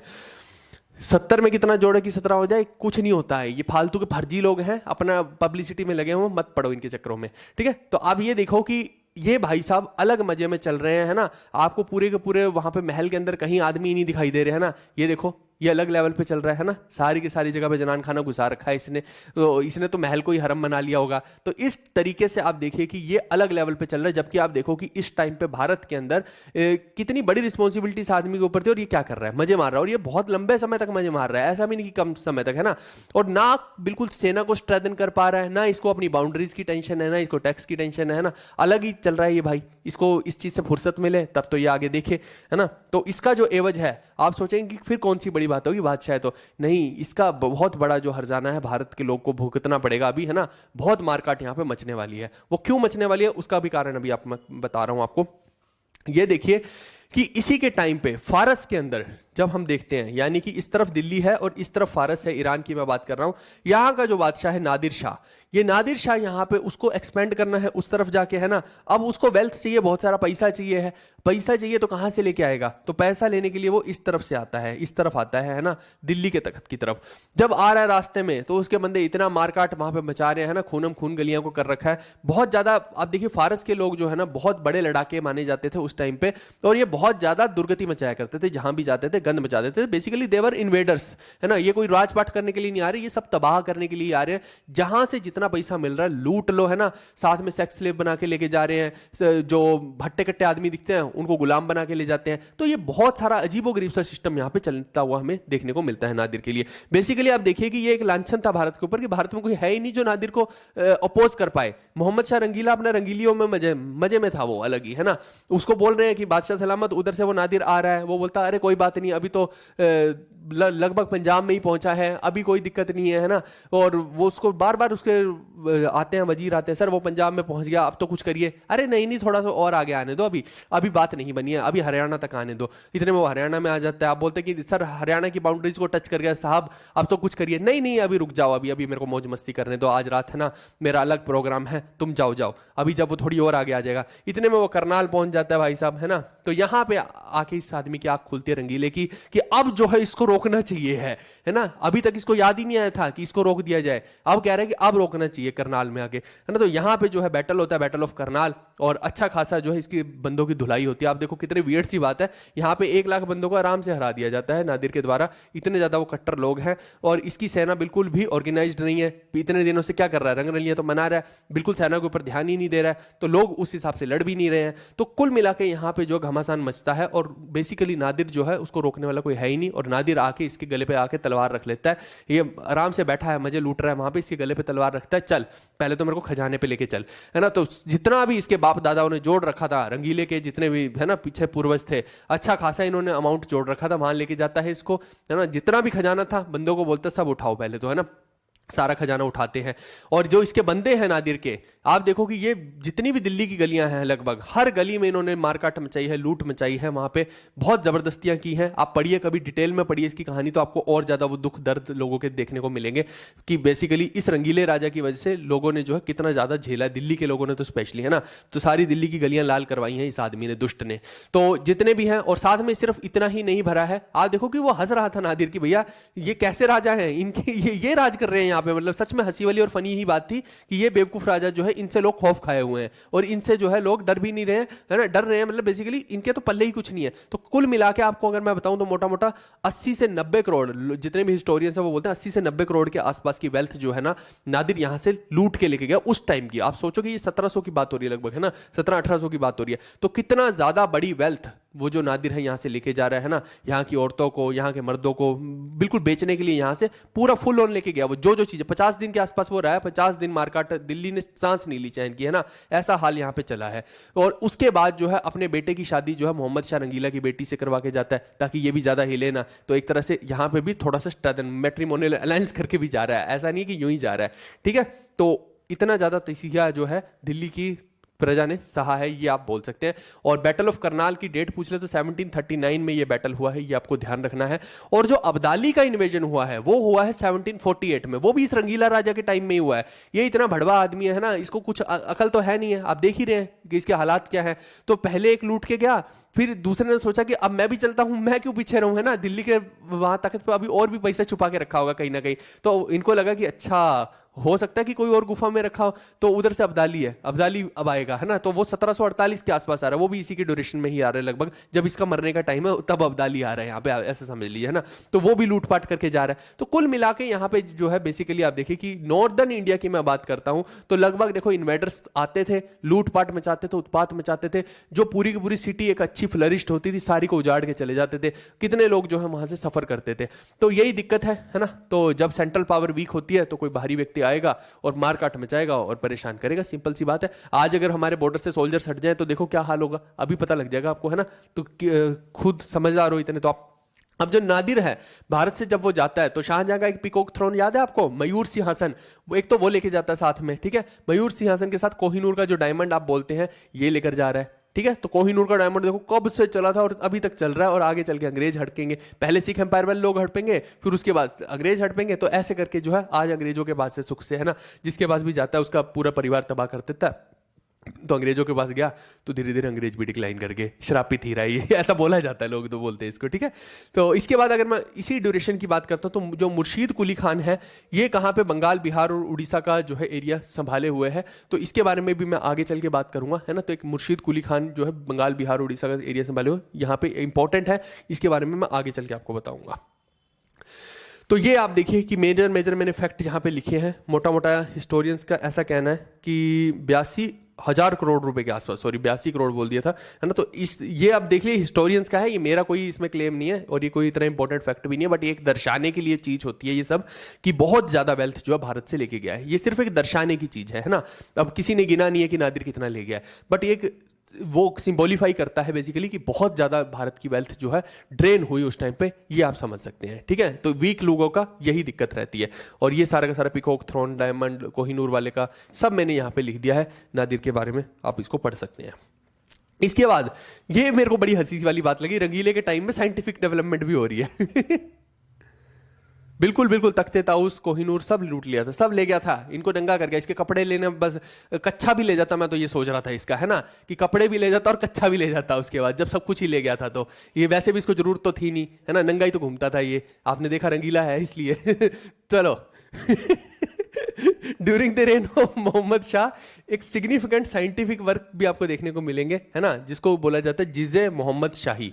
तो अगर कोई पूछ ले, वैसे ये अजीब सी गरीब सी बात लगी कि ये आदमी साइंटिफिक डेवलपमेंट में भी इंपॉर्टेंट लग रहा है, तो चलो ठीक है। तो ये जो है जयसिंह 2 जो है अंबर के, उन्होंने कंप्लीट की थी ये पूरी की पूरी किताब, अगर कोई पूछ ले तो आप बता सकते हैं, और कब की थी, 1727 से 1735 के बीच में, और 400 पेज की ये किताब है जो कि साइंटिफिक डेवलपमेंट्स के बारे में बताती है। चलो इसके बाद मैं डेथ की अगर बात करता हूं इसकी, तो अच्छा हुआ कि ये बड़वा मर गया, है ना। तो ये लगभग 1748 का टाइम है जब अब्दाली जो है भारत के ऊपर बार बार आक्रमण कर रहा है। आगे अगर मैं बोलूं तो पानीपत का एक युद्ध भी आएगा, है ना, जो मराठाज हैं वो एकदम ऐसा लगेगा जैसे पिकनिक मनाने आए हुए हैं, और अब्दाली उनको एक एक को चुन चुन के मारेगा, ठीक है। और अब्दाली की बहुत ज्यादा वहां पे मतलब कि वेल्थ खुद की भी ड्रेन होगी, क्योंकि अब मराठा भी छोटे नहीं थे, है ना। लगभग अगर इस टाइम पे मैं देखूं तो मराठा एम्पायर सबसे स्ट्रॉन्ग था इस वक्त भारत के अंदर, जो ये टाइम चल रहा है, ठीक है। मुगल्स तो डिक्लाइन कर रहे हैं बहुत ज्यादा, डिक्लाइन क्या, लगभग खत्म ही होने को है, ऐसे ही लग रहे हैं। लेकिन आप सोचो कि अब्दाली का टाइम शुरू हो गया, अब्दाली और मराठास के बीच में जो तीसरा पानीपत का बैटल हो रहा है ना, वो एक अलग कहानी है। अब उसके अंदर आपने वो एक अर्जुन वाली मूवी देखी, अर्जुन कपूर वाली मूवी है ना, वो मलाइका वाले अर्जुन की, तो उसके अंदर भी आपने देखा होगा संजय दत्त जिसके अंदर अब्दाली बनता है। तो कुल मिला के आप देखिए कि अब्दाली यहाँ पे आता है, अगेन उसको भी रोकने वाला कोई नहीं है ना। तो वो जो है एक अलग युद्ध है। अगर आपको अब्दाली का युद्ध देखना है तो मैंने अगेन जो है पंजाब वाली एक पूरी वीडियो बना रखी है, पंजाब हिस्ट्री वाली, उसमें आप पूरे डिटेल में मैंने डिस्कस किया है ना। वो 5-6 घंटे की वीडियो है ही पंजाब हिस्ट्री पे है, क्योंकि वो आ ही उस तरफ से रहा, अफगान और पंजाब की हिस्ट्री है वो पूरी की पूरी, वहां पे आप देख सकते हैं उसके बारे में ना।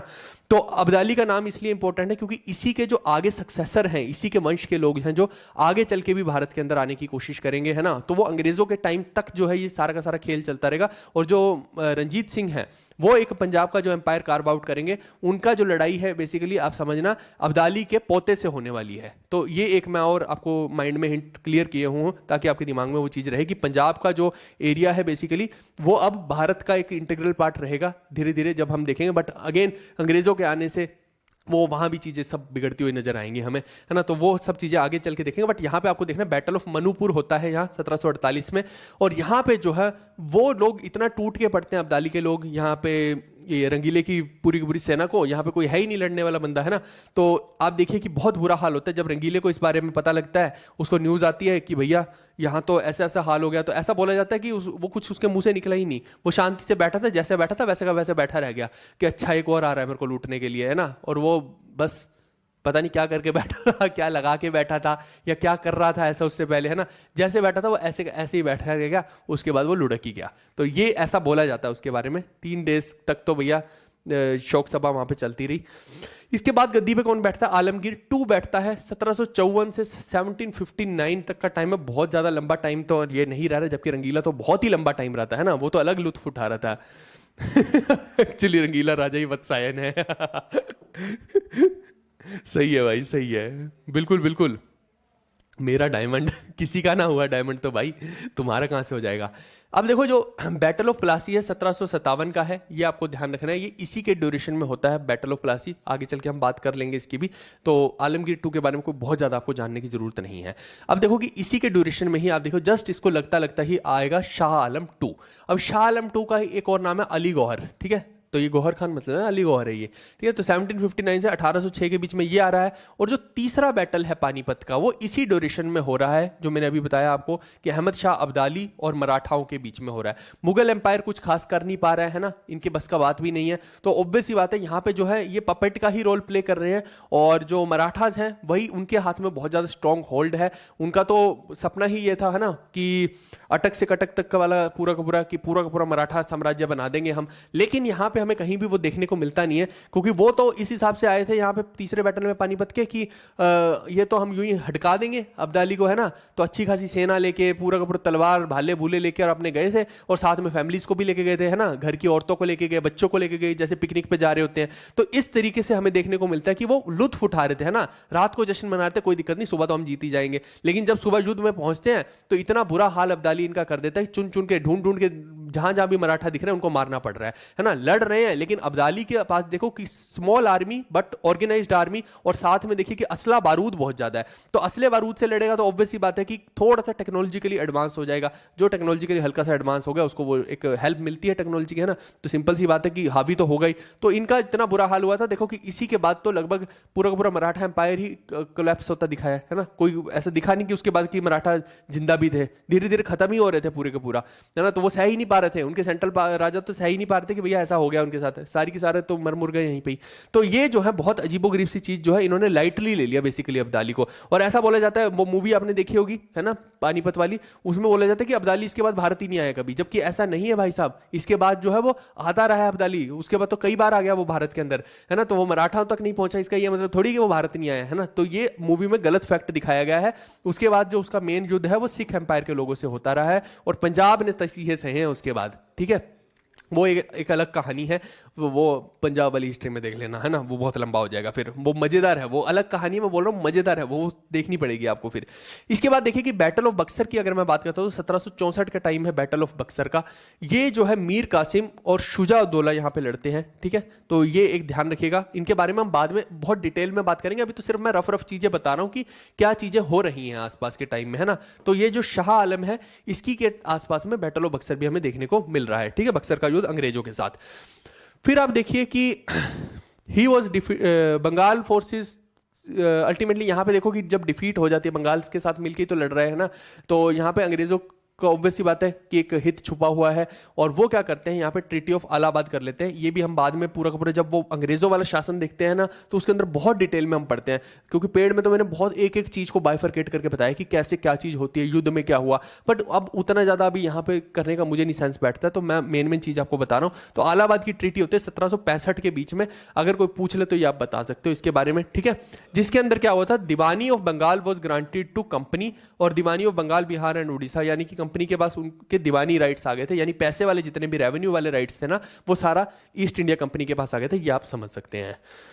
चलिए, इसके बाद आता है अकबर टू। इसका टाइम पीरियड है 1806 से 1837 का।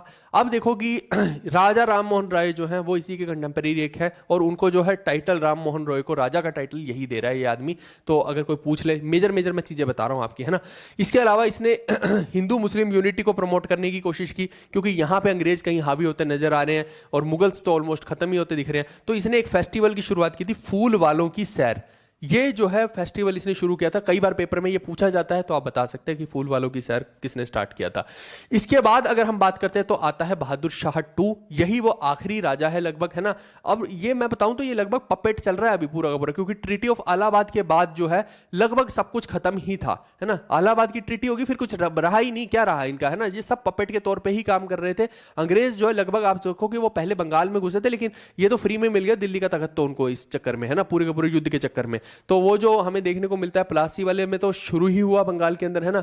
लेकिन बंगाल का खत्म होते ही फिर आगे जो बक्सर है, बक्सर में तो सब कुछ ही पलट गया, है ना। तो सब कुछ फ्री फंड में जो है अंग्रेज मजे मौज लूट रहे हैं बेसिकली, इनको पपेट बना के, और पूरा का पूरा राजपाट अंग्रेज ही चला रहे हैं। सीधा बात आपको ये समझना है। और बहादुर शाह टू जो है 1837 से 57 के बीच में चलेगा। और जो वो सन 57 की क्रांति हम पढ़ते हैं ना, कि रानी लक्ष्मीबाई वाली क्रांति है ना, मणिकर्णिका मूवी आपने देखी होगी है ना, वो है तो वो औरत अजीब सी ही, लेकिन मूवी अच्छी है ना। तो अब ज्यादा मैं उसमें किसकी बात कर रहा हूं, मैं वो घुंघराले वालों वाली की बात कर रहा हूं है ना। तो महारानी लक्ष्मीबाई की मत कर लेना कि हमारी रानी को ऐसे बोल दिया, मैं वो घुंघराले वालों की बात कर रहा हूं है ना। वो एक दिन एसएससी वालों के बच्चों को बोल रही थी कि ये तो सिलेक्शन के काबिल ही नहीं है। उसने बहुत अजीब कमेंट मारे है ना, तो वो सबको पता है कौन है।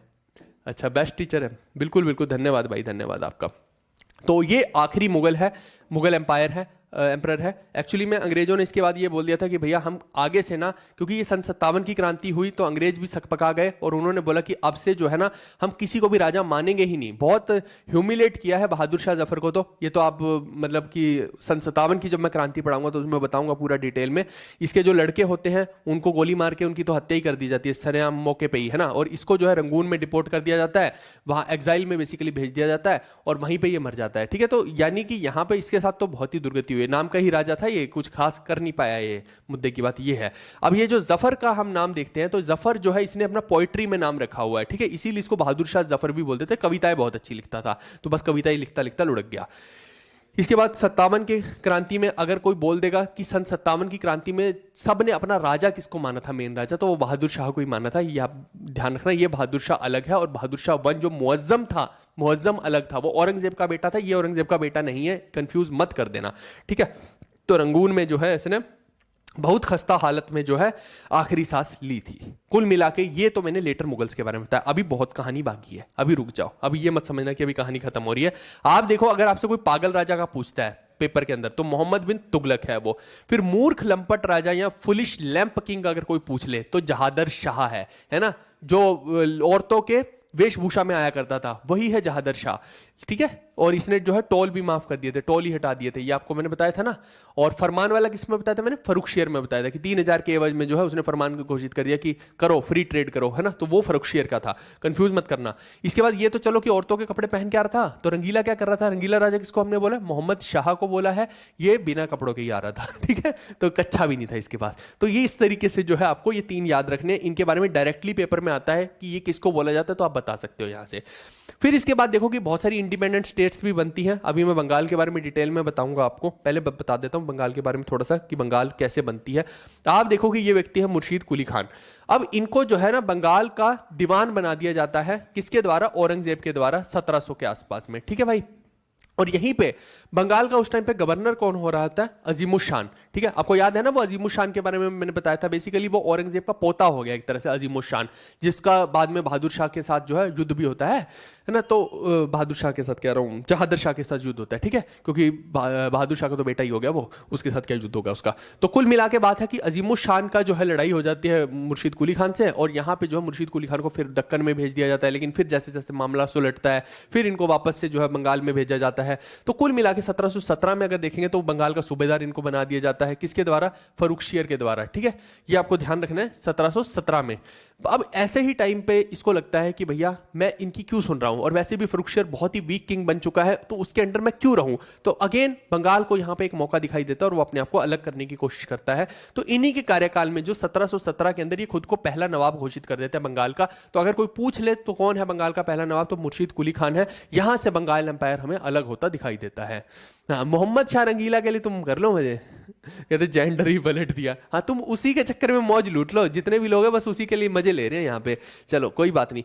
तो अब देखो कि ये जब है बंगाल का नवाब बनेगा, तो ऑब्वियस ही बात है जो नवाब बनेगा वो अपने हिसाब से कैपिटल बनाएगा, अपने अपने रूल्स बनाएगा, मेरे रेगुलेशन मेरे रूल है ना। तो ये क्या करता है, यहाँ पे बंगाल की जो कैपिटल है आप देखो कि शिफ्ट कर लेता है ढाका से मुर्शिदाबाद में। ठीक है, ढाका से मुर्शिदाबाद में शिफ्ट कर लेते हैं। पहले बांग्लादेश जो है वो भी यही था ना, डेका भी बोल देते थे इसको, तो वो सारा का सारा बंगाली था। तो आप ढाका बोल लो या डेका बोल लो, कहाँ गया ये, ढाका को ही आप, इसको मैं लिख देता हूँ यहाँ पे, यहीं लिख देता हूँ डेका, डेका या ढाका एक ही बात है। ठीक है, तो डेका से जो है मुर्शिदाबाद में शिफ्ट करता है। अगर कोई पूछ ले तो आप बता सकते हो। इसके अलावा आप देखिए कि कुछ लोग का ऐसा मानना है कि ये फारस से आया था, तो फारसी था, लेकिन मैक्सिमम लोगों का जो इसके बारे में मानना है वो यही है कि इसका नाम मोहम्मद हाडी था, या फिर मोहम्मद हाडी भी अगर नहीं बोलेंगे तो ये जो बचपन का इसका नाम था ऐसा बोला जाता है, हिंदू था ये एक, तो सूर्य नारायण मिश्रा इसका नाम था। अब जो भी आप सच मानना चाहे मान सकते हैं, लेकिन 1717 से 1727 तक जो है बंगाल इसी के अंडर रहा था और इसने एक तरह से पूरे के पूरे अलग इंडिपेंडेंट स्टेट बना दी थी। बंगाल को इंडिपेंडेंट घोषित कर दिया था, बंगाल को इंडिपेंडेंट बंगाल, ये आप बोल सकते हैं। ठीक है दोस्तों, इंडिपेंडेंट बंगाल बनाया था। और यही इंडिपेंडेंस जब इसको मिलती है बंगाल को, इसी मौके का फायदा जो है बाद में चल के अंग्रेज उठाएंगे, क्योंकि वो बंगाल में हमला करेंगे और बंगाल तो अपने आप में इंडिपेंडेंट स्टेट है, दूसरा कोई मदद भी नहीं करेगा। मुगल एम्पायर का तो वो पार्टी नहीं, एक तरह से वो खुद को इंडिपेंडेंट घोषित किए हुए है। तो अल्टीमेटली वो बंगाल को कैप्चर करेंगे धीरे धीरे अंग्रेज, और फिर वहां से पूरा का पूरा अपना ब्रिटिश राज जो है स्प्रेड करेंगे। ये एक कारण जरूर बनता है, क्योंकि मैंने वो बोला ना कि जब सेंट्रल पावर वीक होती है और सब अपने आप को अलग अलग करेंगे तो वो उसका फायदा जो दुश्मन उठाएंगे, सिंपल सी बात है, बाहर का लोग उठाएंगे। ये जो है एक मौका ब्रिटिश को आगे चल के मिलता है, जिसका जो वो फुल यूज करते हैं। और यहां पे अगर इसके सक्सेसर की बात करते हैं मुर्शीद कुली खान के, तो वो अली वर्दी खान है। इनके बारे में आपने सुना होगा। ठीक है, अली वर्दी खान के ही पोते कौन है? सिराज उद्दौला है। ठीक है, तो इन्हीं का जो पोता है वो कौन है? मैं पेन बदल लेता हूं। इन्हीं का जो पोता है ना, सन इन लो क्या ग्रैंडसन, सन इन लो कह रहा हूं मैं, ग्रैंडसन। ठीक है, ग्रैंडसन कौन है? सिराज उद दौला। ठीक है, ये 3-4 इंपॉर्टेंट रूलर हैं, इनके बारे में आपको ध्यान रखना है। अब मैं जब बंगाल की इंडिपेंडेंट स्टेट की बात कर ही रहा हूं, तो मैंने तो ये बता दिया 1717 से तो बंगाल इंडिपेंडेंट हो ही गया। मुर्शीद कुली खान के बारे में मैंने बता दिया। अब देखो कि आप 1740 से 1756 के बीच में अली वर्दी खान जो है वो राज करते हैं, और ये जो है जीतते हैं बैटल ऑफ बुरदावन। ये मराठास के अगेंस्ट जो है एक बैटल है, बैटल ऑफ बुरदावन, वो जीत जाते हैं। अगर देखो इनके बारे में बहुत डिटेल में अपने को जानने की जरूरत नहीं है, पेपर में क्वेश्चन कैसे आंसर वो भी मैं बता दूं।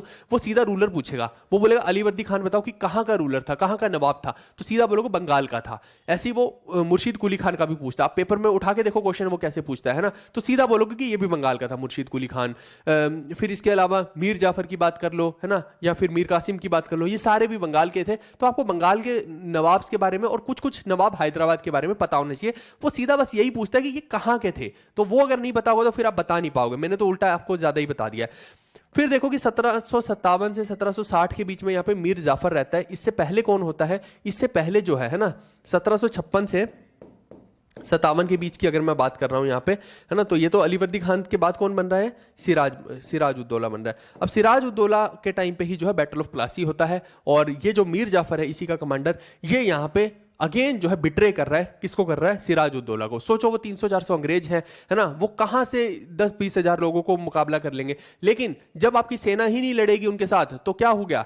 तो राजा मरेगा ही ना, सिंपल सी बात है ना। तो ये जो सेनापति ही जब हक देंगे तो सिंपल सी बात है वो क्या करेगा? सामने वाला राजा क्या कर लेगा? तो कुल मिला के यहाँ पे जो है कुछ लोगों ने बिट्रेयल किया, जिसकी वजह से आगे चल के कई सौ साल तक जो है भारत को इस चीज का सामना करना पड़ा इन दुष्टों की वजह से। ठीक है, अल्टीमेटली ये पपेट बन के रह गए थे ब्रिटिशर्स के। और जब ये बात जो है मीर कासिम को समझ में आती है, ठीक है, वो भी इसी का ही सन इन लॉ है, मीर कासिम को ये बात जब समझ में आती है तो वो जो है विद्रोह करने की कोशिश भी करता है। तो आगे चल के जो आपको बैटल ऑफ बक्सर देखने को मिलता है, ठीक है, जिसके अंदर जो है वो शुजाउद्दौला और जो शाह आलम है उन दोनों की हेल्प ले रहा होता है। ठीक है, यानी कि मुगल्स की और औद वालों की हेल्प लेता है, लेकिन फिर भी जो है अंग्रेजों को हरा नहीं पा रहा है। तो वो चल के हम देखते हैं उसने एक आखिरी अटेम्प्ट जरूर दिया था, बहुत बढ़िया अटेम्प्ट दिया था, लेकिन नहीं कर पाया भाई, है ना। तो 1760 से 1763 के बीच में ये रहा है, ये आपको ध्यान रखना है। और जो अंग्रेज की मैं बात कर रहा हूं बैटल ऑफ प्लासी की, वो मेन किसने स्टार्ट किया था? रॉबर्ट क्लाइव ने किया था, है ना। किसके खिलाफ किया था? सिराज उद्दौला के खिलाफ किया था। ये आपको चीजें ध्यान रखनी है, ठीक है। सन 1756-57 के आसपास की बातें हैं। चलो, मैंने बंगाल वाला मेजर बता दिया। अब मैं थोड़ा सा हैदराबाद का भी बता देता हूं, है ना। तो हैदराबाद की मैं बात करता हूं तो यहाँ पे देखो कि ये किताब में मैंने वैसे बहुत डिटेल में लिख दिया है, आप इसको पढ़ लेना। मेजर इसका मैं बता देता हूँ। एक जो जिसके बारे में पूछा जाता है यह है उस्मान अली खान, ठीक है। एक आसफ जहाँ यहाँ पे बहुत इंपॉर्टेंट है, आसफ जहाँ इन्हीं का रूलर है। फिर ऐसे आसफ जहाँ 1, 2 ऐसे करके कई आए हैं, बट मैं आपको ये पूरा का पूरा मैंने किताब में डिटेल में लिख दिया है, आप किताब में से पढ़ लेना, ठीक है। तो इनका एक आखिरी का रूलर मैं इसलिए बता रहा हूँ कि पेपर में कई बार इसके बारे में पूछ लिया जाता है, उस्मान अली खान के बारे में। ये देखो इसका जो टाइम पीरियड चलता है बहुत लंबा चलता है, 1911 से 1948 के आसपास का। और यही वो टाइम है जब भारत आजाद भी हुआ। आजाद कब हुआ? 1947 में हुआ है। और यहाँ पे जो है आप देखिए कि हैदराबाद के पास ऑप्शन था कि वो किसी को भी चूज कर सकता है एक तरह से, है ना। उन्होंने जो है बेसिकली जो हिंदुस्तान पूरा का पूरा बना था इंडिया, उसको एक्सेप्ट नहीं किया था। तो मैंने बोला ना, ऐसे ही पटियाला वाले महाराजा का हो गया, इनका हो गया, इन सबके बाद पंजाब वालों, पेप्सू जिसको बोलते थे, है ना, उनके पास भी ऑप्शन है, हैदराबाद वालों के पास भी ऑप्शन है। अब ये यहाँ पे जो है अल्टीमेटली आप देखिए कि अगर हम पंजाब वाला भी देखते हैं एरिया, तो सरदार पटेल ने जो है वहाँ पे बेसिकली डिफेंस का यूज करके जो है उसको अपने अंडर किया। और अगर मैं हैदराबाद का देखता हूँ तो ये भी एक तरह से मिलिट्री एक्शन के साथ ही अपने अंडर किया गया है। यानी कि यहाँ पे अगर अंग्रेज रहते तो इनको जरूर फायदा मिलता, ये आप कह सकते हैं, लेकिन ये आखिरी ही निज़ाम यहाँ पे घोषित हुआ है। और अल्टीमेटली जो है इनको अगर एक और नाम बोला जाए तो बहादुर आसफ जाह 7 भी एक तरह से बोल सकते हैं। मैंने बोला ना, वो आसफ जाह से स्टार्ट होके वो 1 2 3 ऐसे चलते रहे थे, तो ये आपको ध्यान रखना है। चलो अब मैं थोड़ा सा जागीरदारी सिस्टम वगैरह का जो है ये भी एक ब्रीफ आउट दे देता हूँ। क्या बोल रहे हैं? नहीं, इसकी रिकॉर्डिंग नहीं रहेगी दोस्त, ठीक है, इसकी रिकॉर्डिंग नहीं रहेगी। नहीं, ये जो है वीडियो साथ के साथ हो जाएगी। ये एक्चुअली पेड सेशन के लिए मैं बना रहा था, तो मैं आपको ऐसे ही दे रहा हूँ बस। ये तो इसको छोड़ो मत, इसको कर लो कवर, फिर बाद में आप बोलोगे कि मेरे को दे दो, ये मैंने पढ़ा नहीं, वो पढ़ा नहीं, ठीक है। ये क्या है? It is the system of assignment of revenue of a particular territory to the nobles for their services to the state. Simple सी बात है कि किसी को बंदे को पैसा ना देके, है ना, एक लैंड का टुकड़ा दे दिया जाए। जैसे हमने बोला था ना, इक्ता वगैरह का सिस्टम हमने पढ़ा था, और खिलजी ने क्या स्टार्ट किया था, बिस्वा सिस्टम। ऐसे इसने जो है यहाँ पे जागीरदारी सिस्टम लगभग मुगल्स में यही होता था। तो वहां से जो आप रेवेन्यू कलेक्ट कर रहे हैं उसका कुछ परसेंटेज आप रख के आगे जो है बादशाह को दे देंगे, इस तरीके से। यानी कि बादशाह उसको पैसे ना देके जागीर दे देगा एक तरह से, ये आप समझ लीजिए। और वहां से जितना भी रेवेन्यू कलेक्ट करना है वो आपकी जिम्मेदारी हो जाएगी। फिर it was integral part of the मनसबदारी system. ये भी आप ध्यान रखना कि मनसबदारी सिस्टम आपको याद है अकबर के टाइम में टोडरमल ने स्टार्ट किया था, तो उसी का ही एक इंटीग्रल पार्ट जागीरदारी सिस्टम था। फिर वहीं पे जो जमींदार हैं, इनका जो है हेरिडिटरी राइट बन गया था over the produce land and claimed as direct share in the peasants produce. वही मैंने बताया ना कि हेरिडिटरी का मतलब है कि ये जैसे मान लो कि आज तुम्हारे दादा ने ये काम शुरू किया, तो फिर उसका जो है बेटा, फिर उसका बेटे का बेटा, ऐसे करके जो है सिस्टम चालू रहेगा। यानी कोई दूसरा उसमें नहीं घुस पाता था। तो इस तरीके से जो है जमींदार बनते जाते थे। हमने कई बार सुना भी होगा, है ना, कि जमींदार से लोन ले लिया, ये कर लिया, वो कर लिया, उसने उसकी जमीन हड़प ली, ये कर दिया, वो कर दिया। वो सब यहाँ पे वही चीज है, ये है ना, सारा का सारा सिस्टम।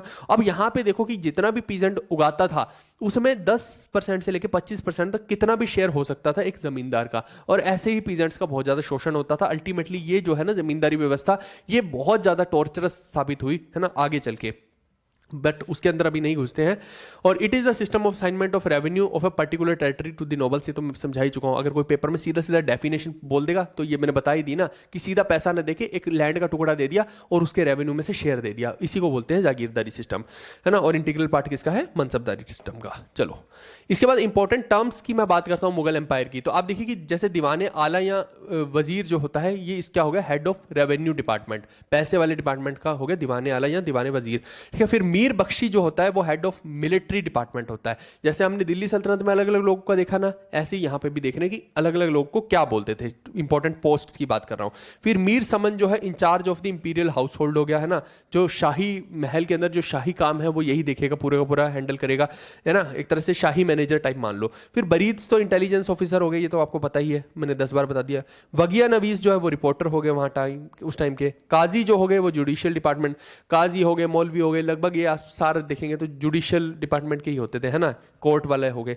फिर सदर उल सदर जो हो गए इंचार्ज ऑफ चैरिटेबल और रिलीजियस एंडोमेंट्स हो गया, ठीक है। फिर मुतासदी जो हो गया गवर्नर ऑफ पोर्ट हो गया। मुकद्दम जो होगा, ये मुकद्दम नहीं होगा, ये मुकद्दम क्यों आएगा, हेड ऑफ विलेज हो गया, ठीक है। इसके बाद पटवारी का नाम तो आज भी आपने सुना ही होगा, अकाउंटेंट ऑफिसर, है ना, सबसे छोटा रेवेन्यू ऑफिसर पटवारी ही होता है। आज भी आपने सुना होगा, गांव में बहुत सारे लोग पटवारी भी लगते हैं, है ना। फिर तैनते रकाब जो है रिजर्व फोर्स को बोलते हैं। टकावी के बारे में मैंने आपको कई बार बता दिया, है ना। किसने टकावी स्टार्ट किया था, जल्दी से कमेंट करके बताओ। टकावी लोन किसने स्टार्ट किया था, ठीक है। ये लोन होता था एग्रीकल्चरल एक्सपेंशन के लिए, या कहीं पे कुछ आपदा आ गई तो सस्ते दरों में जो है उसको दे दिया जाता था टकावी को, या फिर कहीं पे लैंड बंजर है तो टकावी दे दिया जाता था, है ना। तो लगभग सभी मुगल्स ने इसको यूज किया है, लेकिन स्टार्ट किसने किया था मैं ये पूछना चाह रहा हूं। मैंने पढ़ाया है, अगर आप में से कोई बच्चा बता पाए तो, ठीक है, जल्दी बताओ।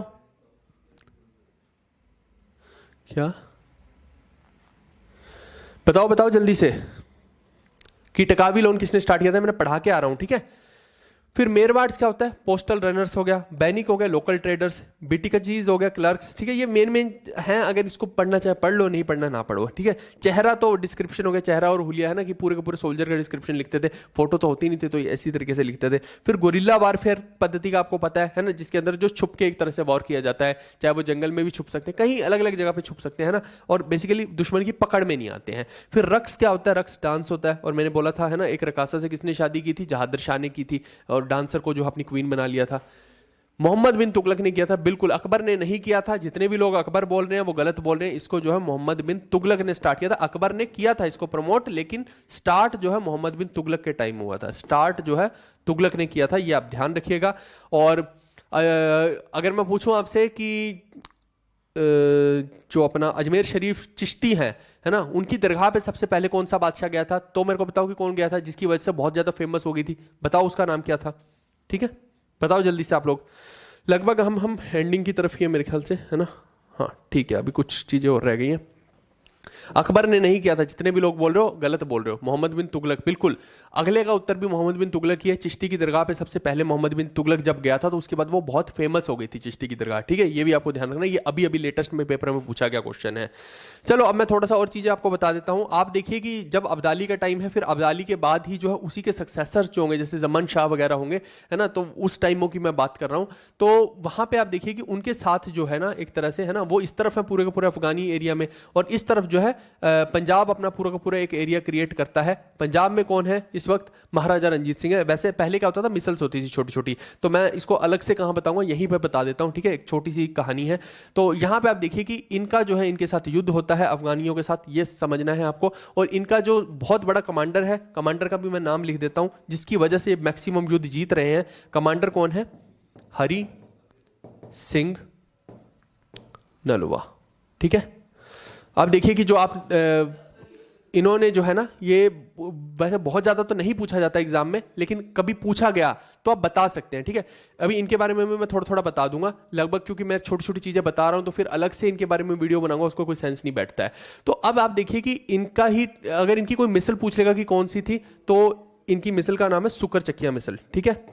मिसल कौन सी है इनकी, मिसल मतलब कि छोटे छोटे ग्रुप होते थे, इन्होंने सबका घान करके सबको सेंट्रलाइज किया था, एक सेंट्रल पावर पंजाब को बनाया था। तो इनकी जो मिसल है वो सुकर चकिया मिसल है, सुकर चकिया मिसल, ठीक है। मिसल मतलब एक छोटे छोटे ग्रुप होते थे, छोटे छोटे स्टेट्स बना लिए थे पंजाब के अंदर, सबको जो है एक कंपाइल करके एक एम्पायर बनाने की कोशिश की थी। इसके अलावा अगर मिसल्स के अलावा हम बात करते हैं तो इनके बारे में पूछ सकते हैं, इनके दादा का नाम पूछ सकते हैं, क्योंकि अब्दाली जो है ना, अब्दाली का पोता और एक तरह से चड़त सिंह का पोता है ना, दो लोग के पोते एक तरह से आपस में लड़ रहे हैं, तो इनके दादा का नाम अगर कोई पूछ ले तो सरदार चड़त सिंह हो गया। और मम्मी का नाम पूछ लेगा कोई, मम्मी का कह रहा हूं, पापा का नाम पूछ लेगा तो फादर कौन हो गए, महान सिंह या महा सिंह या महान सिंह, ठीक है दोस्त, ये हो गया।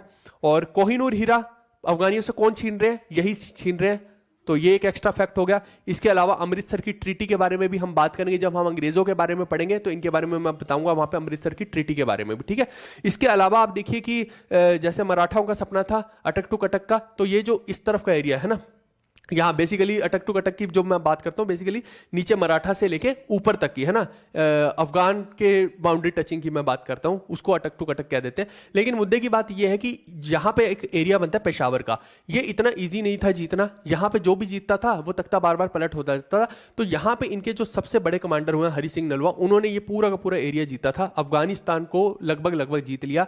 और उसके बाद आप देखिए कि अफगान लोग, आपने देखा होगा सलवारें पहनते हैं, तो इन्होंने अपने कोर्ट में बुलवा के उनको है ना एक खौफ क्रिएट करने के लिए सलवारें पहनाई थी, क्योंकि औरतों पे हाथ नहीं उठाते ना, इसलिए। तो ये एक, उससे भी आप देखिएगा अफगानी लोग सलवारें पहनते हैं, आपको दिखेंगे वो आज भी सलवारें पहने जा रहे हैं, उन्हें लग रहा है कि उनका ट्रेडिशन है, उनको समझ ही नहीं आ रहा है वो किस लिए पहन रहे हैं, ठीक है। तो ये हो गया एक चीज, इनके बारे में बाद में डिटेल में पढ़ लेंगे।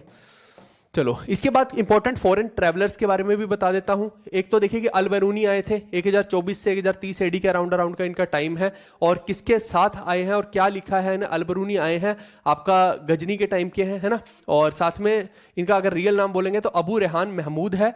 और साथ में आप देखिए कि गजनी के टाइम में महमूद ऑफ गजनी जब आया था तो उसी के ड्यूरेशन के हैं। और किताब उल हिंद ये बार बार पेपर में आता है, या तहकीक हिंद, ये किताब जो है इन्होंने अरबी भाषा में लिखी है। इसकी भाषा भी पूछ सकते हैं, या फिर ये पूछ लेंगे कि ये बंदा है कहां से था, जो ख्वारिज्म से था। ख्वारिज्म कौन सी जगह कहां पे पड़ती है? उज्बेकिस्तान में, है ना।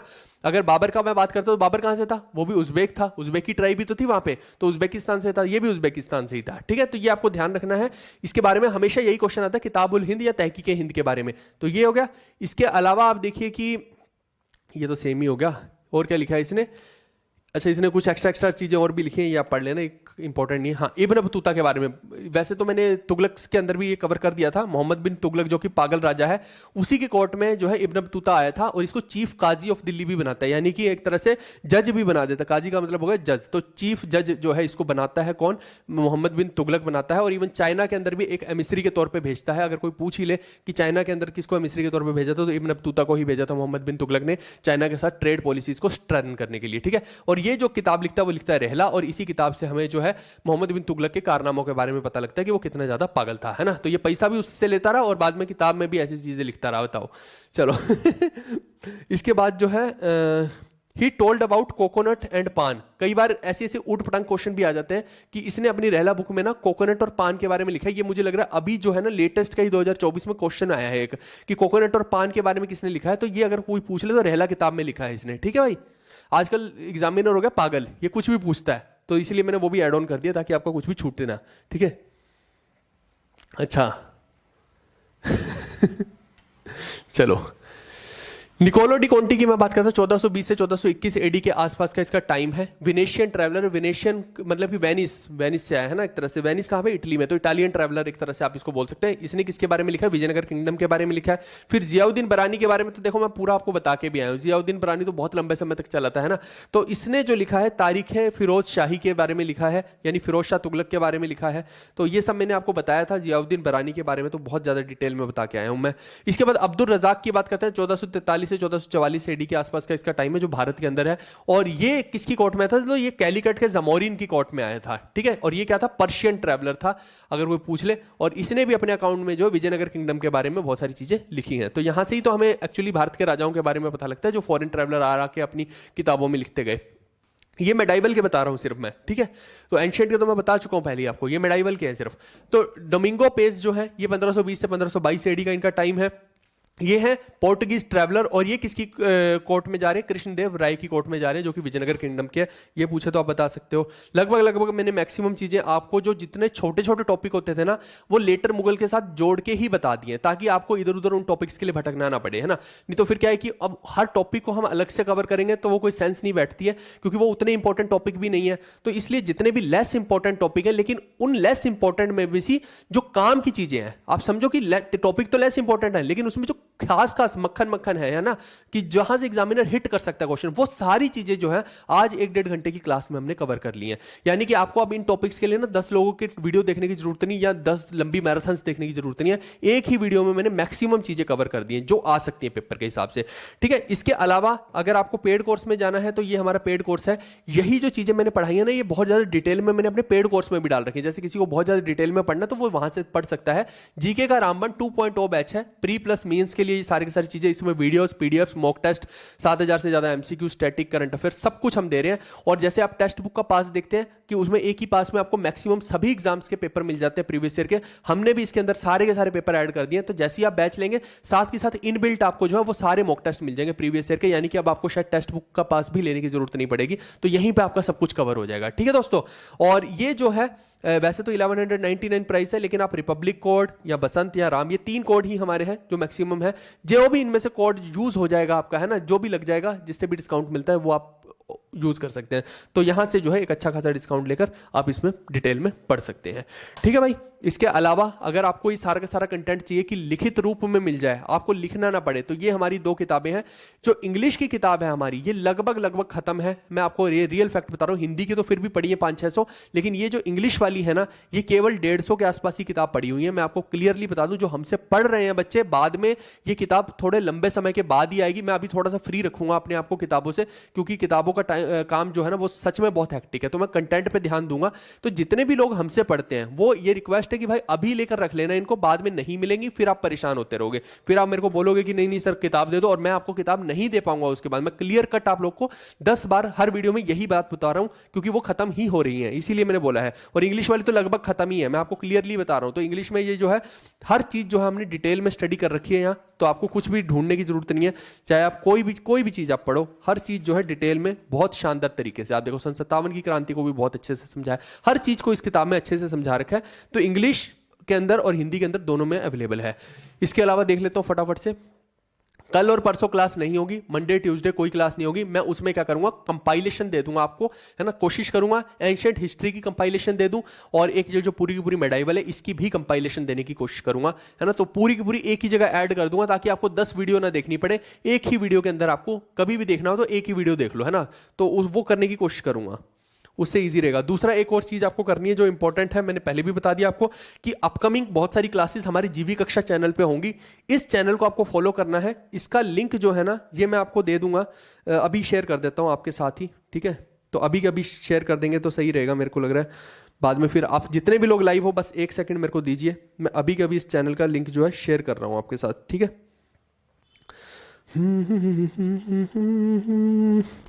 फिर मैं आपके कमेंट्स भी लेता हूं, टेंशन मत लीजिए, ठीक है। हो प्रभु, इसकी कोई वीडियो शेयर कर देता हूं जिससे मुझे लगता है कि फिर आपको वो चैनल मिल जाएगा, क्योंकि अभी जब आप लोग सर्च करेंगे ना तो उससे जो है आपको फायदा मिल जाएगा। ये मैं एक चोला एम्पायर की वीडियो है, इसको टेलीग्राम पे डाल देता हूं, ठीक है। ये डाल दी है अभी, तो जितने भी लोग हो फटाफट से ना अभी जाके इसको पहले कर लो सब्सक्राइब। ये रहा, ये चोला एम्पायर की कंप्लीट वीडियो मैंने डाली है, ठीक है, इस चैनल पे, जीवी कक्षा चैनल पे। तो यहाँ पे बहुत बढ़िया बढ़िया कंटेंट मैं डालता रहूंगा, बहुत सारी कंपाइलेशन भी डालूंगा, और हो सकता है अपकमिंग में जितनी भी क्लासेस हम लाइव लें वो इसी चैनल पे लें, ठीक है। क्योंकि मेन चैनल पे क्या रहता है कि अब बहुत ज्यादा क्लासेस हो रही हैं, वो बहुत ज्यादा भर रहा है, तो लोगों को पता नहीं लग पाता, तो उसमें मेन कंटेंट डालेंगे, और यहाँ पे जो है रेगुलर की क्लासेस चलती रहेंगी हमारी। तो इसको फॉलो करके रख लेना, ये आप ध्यान रखना, ये इंपॉर्टेंट है, ये मैंने आपको पहले बता दिया है। ये मैंने शेयर कर दिया टेलीग्राम में लिंक, आप वहाँ से देख लेना। अब मैं फटाफट से आपके कमेंट देख लेता हूँ एक बार, तो फिर मैं वाइंड अप करूँगा आज के सेशन को। क्या बोल रहे हैं, एक सेकंड दीजिए बस मुझे। कर दिया ना, हाँ बढ़िया है, उसको करके रख लो, यही आपके काम आएगा बस आगे तक। आ गया ना नोटिफिकेशन, ठीक है भाई, ठीक है। सिख हिस्ट्री उतनी इंपॉर्टेंट नहीं है एसएससी के पॉइंट ऑफ व्यू से। आप स्टेट का कोई पेपर दे रहे हैं, पंजाब के अंदर दे रहे हैं, तो अब तो इंपॉर्टेंट हो जाएगी, लेकिन आप एसएससी सीजीएल दे रहे हो तो उतनी इंपॉर्टेंट नहीं है। जो काम की बातें मैंने बता दी ना आज आपको, अलग से पूरी 6-7 घंटे की हिस्ट्री पढ़ने की सिख एम्पायर की जरूरत नहीं है।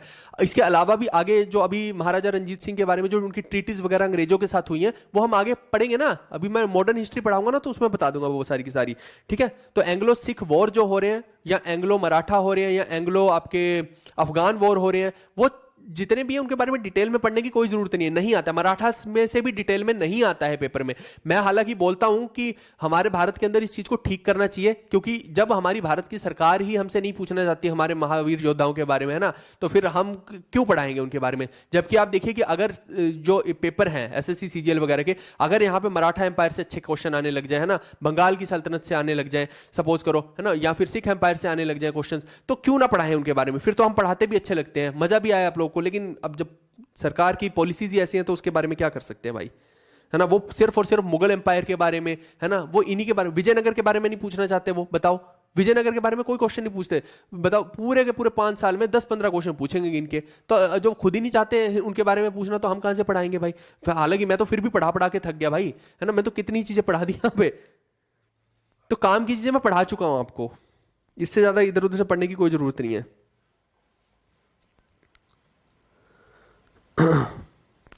शुभ्रा ज्योति क्या बोल रहे हैं, 3 दिन पहले लिया था। तो भाई रिपब्लिक वाले में 3 दिन पहले लिया था, तो 3 दिन पहले कोई डबल वैलिडिटी नहीं थी उसकी, वो 26 जनवरी वाला था। तो आप उसमें कंफ्यूज मत करो यार, आप मत करो उस चीज को कंफ्यूज। वो तो एक कूपन कोड मैं बता रहा हूं जिससे ऑफ मिल जाएगा आपको। नहीं भाई, ये वाली क्लास तुरंत प्राइवेट हो जाएगी, ये मैंने सिर्फ और सिर्फ पेड के लिए बनाई थी। मैं पहले ही आप लोगों को बोल रहा था, क्योंकि आज संडे का दिन था, मैंने दिन भी ऐसा ही चूज किया था, मैं पहले ही आपको बोल रहा हूं, है ना, तो उसका कोई सेंस नहीं बैठता है। 1.0 है बेस्ट भाई, तो 2.0 ले लो। 2.0 में देखो तो सही, मैंने कितनी सारी चीजें डाल दी हैं। अब तुम 1.0 में ही पढ़ते रहोगे तो फिर कैसे बात बनेगी। 2.0 बैच ले लो, उसमें बहुत चीजें अपडेट हो गई हैं। और जो कंटेंट 1.0 में, मान लो कि सपोज करो हिस्ट्री मैंने 10 घंटे में कवर की है, यहां पे 30 घंटे की हिस्ट्री है। आप सोचो, क्योंकि आजकल एग्जामिनर पूछ रहे डिटेल में, अगर नहीं पढ़ोगे तो फिर वहां पेपर में क्वेश्चन नहीं कर पाओगे, ये याद रखना।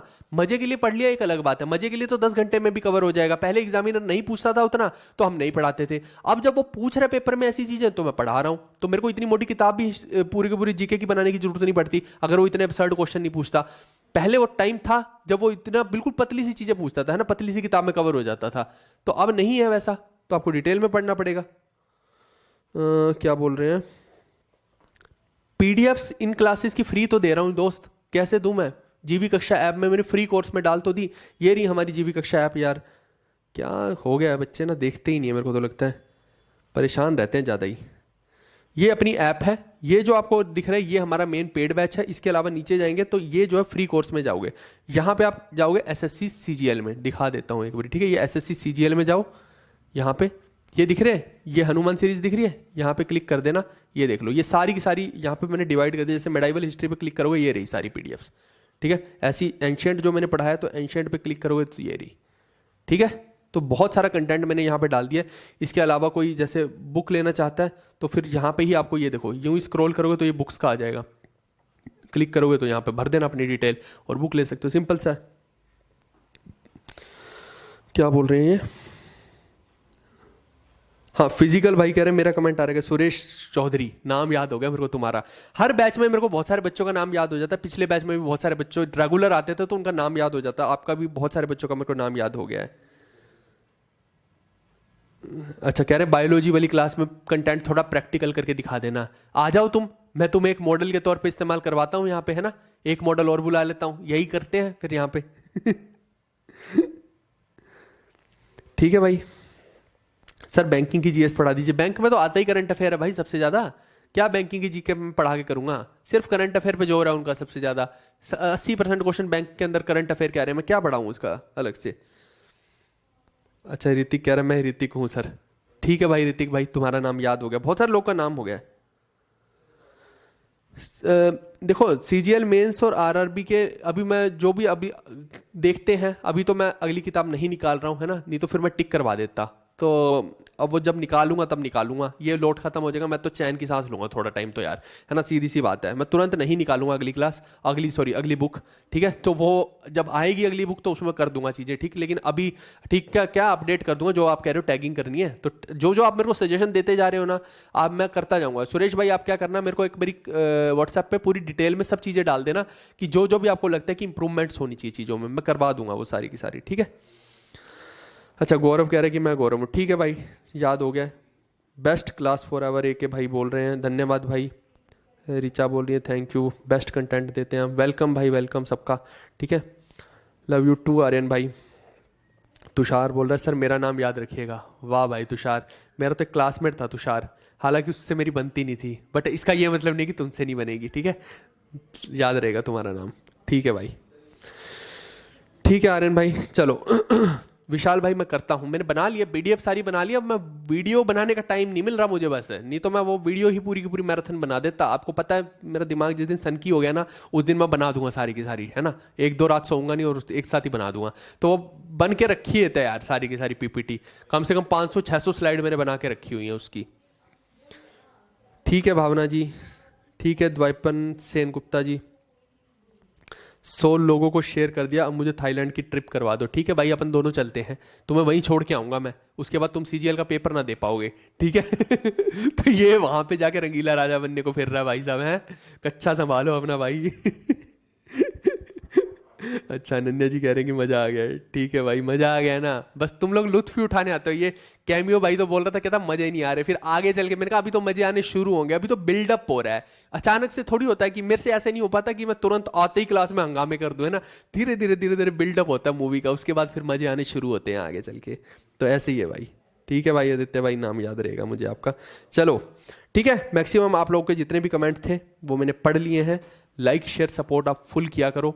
मैंने एक वो जो अपनी डाली है दिल्ली सल्तनत की कंप्लीट वीडियो डाली है, इसके अलावा मुगल एम्पायर की कंप्लीट डाली है। अब मैं क्या करूँगा, इनको कंपाइल करके कल और परसों में एंशिएंट और मेडाइवल पूरी की पूरी कंपाइल करके डलवाने की कोशिश करता हूँ, तो वो आपकी एक हेल्प हो जाएगी। एक ही जगह पे आपको पूरा का पूरा संगठित मिल जाएगा। फिर आपको जो है ये नहीं देखना पड़ेगा कि कौन से सेशन में जाऊँ, वो कई बार इतने सारे सेशन हो जाते हैं। तो यही एक सोल्यूशन मैं करूँगा, जैसे लाइव हम यहाँ पे ले लिया करेंगे जीवी कक्षा चैनल पे, और फिर जो कंपाइलेशन होंगी ना पूरी पूरी 10-10 घंटे की, 12-12 घंटे की, वो मैं अपने मेन चैनल जीवी विटमोवर पे डाल दिया करूँगा। उससे क्या आपको भटकना नहीं पड़ेगा। जैसे एक बार आपने लाइव यहां पे पढ़ लिया, फिर आप डायरेक्टली वहां पे जाके कंपाइलेशन को देख पाओगे, तो उससे इजी रहेगा आपको। कई लोग को दिक्कत आ रही है ना, कि इतने सारे लेक्चर हो गए हैं, 40-50 लेक्चर हो जाते हैं, फिर अभी तो ये 200-300 हो जाएंगे लेक्चर, फिर आपको समझ ही नहीं आएगा कौन सा कहां जा रहा है। तो वो मैं सोल्यूशन आपका करने के लिए कोशिश कर रहा हूं, इसीलिए ये बनाया है आपका, ठीक है। आदर्श भाई, हाँ वो किताब के अंदर एक जगह पे हो गया है, वो गलती से, वो चीज मैं ठीक करवा दूंगा, ठीक है। जो आप बोल रहे हो ना, वैसे और जगह पे सब सही ही है, वो एक जगह पे मुझे ध्यान है, ज्योग्राफी के आखिरी पेज पे ये भी ध्यान है, ठीक है। अब किताब मेरी है तो इतना तो ध्यान रहेगा, लोग दूसरे से बनवाते हैं, है ना, हमने खुद ही बनाई है तो इसीलिए ध्यान है। तो टेंशन मतलब वो मैं करवा दूंगा, ठीक ठीक है। स्टैटिक की बुक पे काम चल रहा है भाई, बंदा अभी भी सामने मेरे बैठ के काम कर रहा है स्टैटिक का, ठीक है, टेंशन मत लो। स्टैटिक की बहुत बढ़िया किताब बन रही है, एक भी गलती नहीं मिलेगी स्टैटिक की किताब में, एक एक चीज को चेक कर रहे हैं हम मिलके, टेंशन मत लो, ठीक है। चलो हम मिलते हैं नेक्स्ट वीडियो में। आप लाइक शेयर सपोर्ट रखिएगा पूरा, और जितनी भी मेरी मैराथन वीडियोज है उनको शेयर जरूर कर दिया करो, और इस चैनल का लिंक, जितने भी लोग हो भाई, इस चैनल का लिंक जरूर शेयर करो बाकी दोस्तों तक, ताकि यहां पे मेरे को ना मैक्सिमम जनता चाहिए, जो हमारी जितनी भी एक्टिव ऑडियंस है ना, मुझे इस चैनल पे चाहिए है, इतना काम, इतनी सपोर्ट तुम्हारी तरफ से चाहिए, ये कर दो, ठीक है दोस्तों। हम मिलते हैं नेक्स्ट वीडियो में, bye bye, take care, see you, love you all, bye.